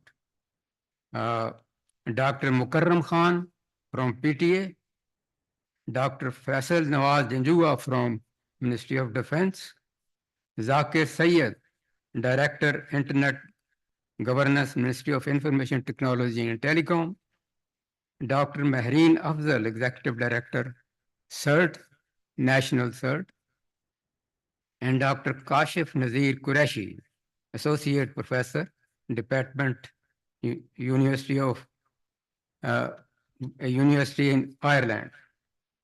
In the second session, let me first of all thank Dr. Nasir Mahmood, Vice Chancellor, Allama Iqbal Open University, and he has been very kind, to help us to organize this very important event. Aslam Hayat, Mr. Aslam Hayat, a friend from a long time. Mudassar Hussain, Vice President, Public Policy and Regulatory Affairs. Professor Dr. Yasser Ayaz from NUST. He talked about robots. He is working on robots. ऐसा ना हो कि 2 साल के बाद इसी किस्म का इवेंट हो और खुद ना आ सके और रोबोट को भेज दे.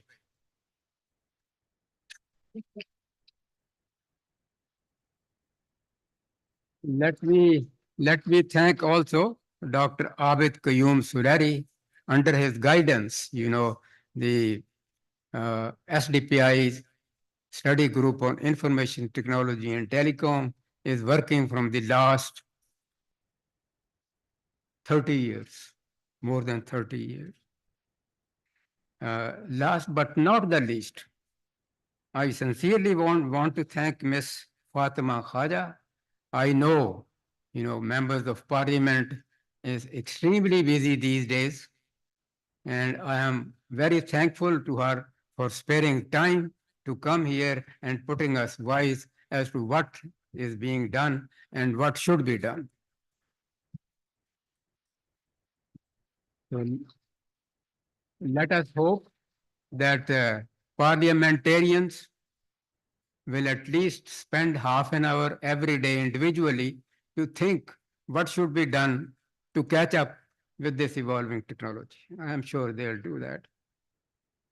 In the end, I sincerely want to thank you, SDPI team, who has been working very hard to organize this particular event. It's not easy to arrange such events.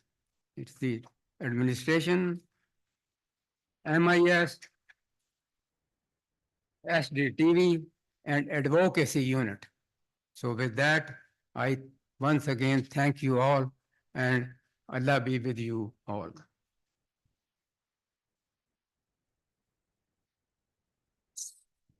Sir thank you very much.